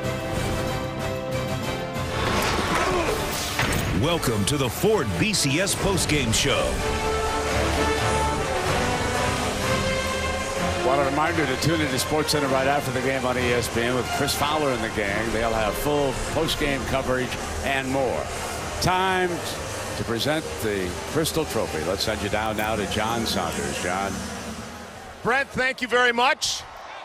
You can hear the fans cheering in the background, ready for this presentation once again. First, let's take time to congratulate the Fighting Irish of Notre Dame on a tremendous season.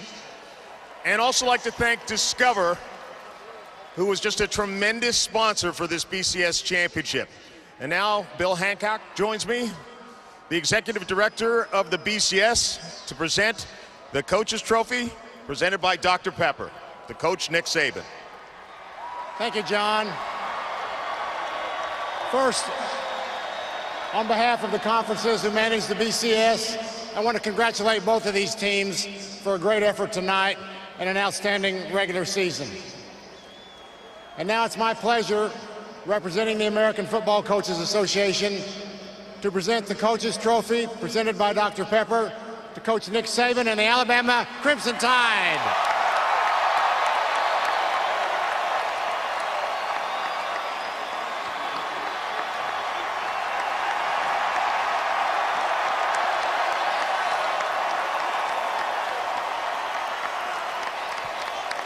Coach Saban, you lift the trophy again for the 3rd time in the last 4 years. And each time you've done it before, you wanted to take a moment to say thank you to the people who are cheering for you right now. Well, you know, we have a great organization at the University of Alabama. Starts with our president, our chancellor, Mal Moore, our athletic director, all of our fans who have been very, very supportive. And these players here have done a fantastic job in terms of their commitment, their work ethic, the sacrifices that they've made, not only on the field and how they've represented the university, but we're really proud of the way they represent us off the field as well. Dynasty is a word that gets thrown around a lot in the world of sports, but when you win 3 out of 4, I think it's safe to use that word. Did you expect that you could build this dynasty at Alabama? Well, I think it's because of a lot of people that were able to do it. We have a tremendous amount of positive energy and enthusiasm with the supporters that we have. We've had a lot of great football players who have worked really hard, and we have a great coaching staff who has done a great job of developing our players. So because we have a great team, we've been able to have a significant amount of success. You know, you would not let this team use that R word, the repeat. We at least let them use it for the rest of tonight?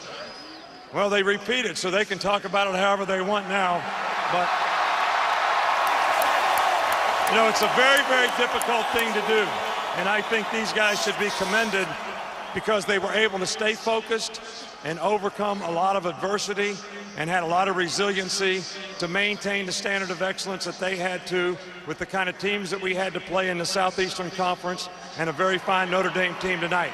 So I'm really proud that they kept the right mental disposition about what they needed to do to be successful in this season. A lot of people watch your team and think they know a lot about it. What tell the folks watching right now that they don't know about Alabama football? Well, I just tell you that these guys have great character. They have a tremendous work ethic. The mental and physical toughness that they've demonstrated in the way they play, I think is something special, and I think it's the key to our success. Coach, congratulations again. 3rd in 4 years. Hang on to that one tight. It's time now to bring in the offensive MVP, Eddie Lacy. Come on in, big fella. I talked to Coach Saban before we handed out the trophy. He said he wasn't sure you'd be able to run the football on Notre Dame that easily. Were you surprised how easily you were able to carry the ball? I mean, I was surprised, but the offensive line came out and they got great push and opened up big holes, and I was able to be successful running the ball. Talk about what it means to be part of this program with that big grin on your face. You know what it's like to walk off with this championship trophy. I mean, it's a good feeling. I mean, it's a great organization, man. The players, we come together as a family. You know, we with each other 24/7, and, you know, we just came out and did it. All right, congratulations. Oh, I won't shake your hand. You don't want to drop the ball. C.J. Mosley, defensive player of the game. 8 tackles, 5 solo, 1 for loss. This defense just instilled its will right from the very first kick of this game. That's just Alabama football. We pride ourselves on stopping the run, on 3rd down, getting off the field, and as collective bargaining, the team did perfect. We did well. When you go back to last year and don't give up a point to LSU, and then the team comes this year and almost pitches a shutout game, give up a couple of touchdowns, but just the same, how much pride do you take in your defense each time you take that field? We take great pride. We have team goals every time on defense, and we do our best every week, week in, week out, to complete those goals. So at the end of the day, we did what we have to do to get the win. All right, congratulations to you. Congratulations to all of the fans of the Crimson Tide on yet another national championship, their 3rd in 4 years. Brent, back to you. Thank you, John. And right now, let's go down to Heather Cox with Notre Dame coach Brian Kelly. Heather? Coach, you just spent a lot of time in the locker room with your team. What were you able to tell them? Well, first of all, we wanted to thank our seniors for what they've done in bringing this football program back, to the top echelon. And now we saw what everybody else now has to do. Now that they have helped this program develop to where it is now, we've got one more step. And we saw that tonight, that we're not there yet. Alabama showed us that in the way they played the game. So it's up to everybody else that's coming back to take the next step. They've left us in great shape, and now we've got to take that next step. Coach, I know that the loss is fresh and the pain is fresh, but in a few days when you're able to really step back and gain some perspective, what will you take away from tonight? Well, certainly the things that I just talked about, that we've closed the gap from where we were when I took this program over. Made great strides to put us in a position to go undefeated this year and rank #1 in the country. But we've got one more step left. And so when I step back from it, I'll know that we've got a lot of work left to do to get back here, because that's the goal, is to get back here and win a national championship. Was there a certain turning point tonight where you thought to yourself, this is definitely not going the way that we hoped it would? Yeah, when we tackling, obviously, both of those backs are outstanding backs, but, we had plenty of opportunities. We had guys in position to make plays, and we couldn't make the plays. And a lot of that has to do with Alabama, and they should get all the credit for it. Coach, thanks so much for joining us, and congrats on an impressive season. Thank you. To the strange sweet home, Alabama. The Tide rolls, and not only have they won 3 and 4, but how about the state of Alabama? In between, Auburn captured 1. And now, the dominance of the SEC. There you can see Urban Meyer and Tim Tebow capturing a couple. Les Miles at LSU. And now dominance by Alabama, 3 of 4. And Cam Newton with that championship in 2010. So there's the center. And his quarterback had quite a night. 20 of 28 for 264 yards and 4 touchdowns. And I'm left thinking that the only time he was hit tonight was by his center. But it looks like they've kissed and made up. So, Herbie, your thoughts now as we wrap this season up, my friend? All I can say is, for me, nothing but respect and admiration for watching Alabama win these championships. And the thing that I think people really need to embrace is how challenging it is for the coaches in college football today to be able to maintain this kind of effort and this kind of enthusiasm from a football program once they've already climbed the mountain once back in '09. For them to continue to get to this game and play the way they do is just a testament to Nick Saban, his program, and the way he operates. Yeah, I can't wait for next year to see what Chip Kelly returning to Oregon, what he can do, and how about the job Stanford did this year under David Shaw, winning the Rose Bowl. Then there's Ohio State. They'll be eligible to compete for a Big Ten title next year. Alabama, Herbie thinks they're going to be #1. I wouldn't disagree with that. The Tide is celebrating right now, and well, they should. Their 3rd BCS championship in 4 years. They dominated Notre Dame in the first half, led 28-0 at the half, then traded touchdowns with them in the second half and closed it out 42-14. Nick Saban said he'd allow himself 2 days and then he'd get ready for Pasadena. Congratulations to Alabama, champions of the college football world. A remarkable season. We're here now. All that. 1, 2, gotta be. They are one of the biggest underdogs in the history of a BCS championship. Yeah, you can throw your hands up, you can beat the clock, you can move a mountain, you can break rocks, you could be a master, don't wait for luck, dedicate yourself and you will find yourself standing in the Hall of Fame. And the world's gonna know your name. A.J. McCarron. Amazing what a year will do to your confidence in a national championship.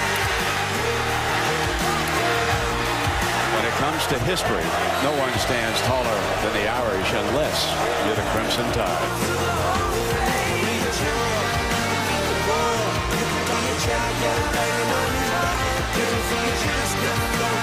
We'll see you next year in Pasadena for the 2014 Vizio BCS National Championship. So long, everybody.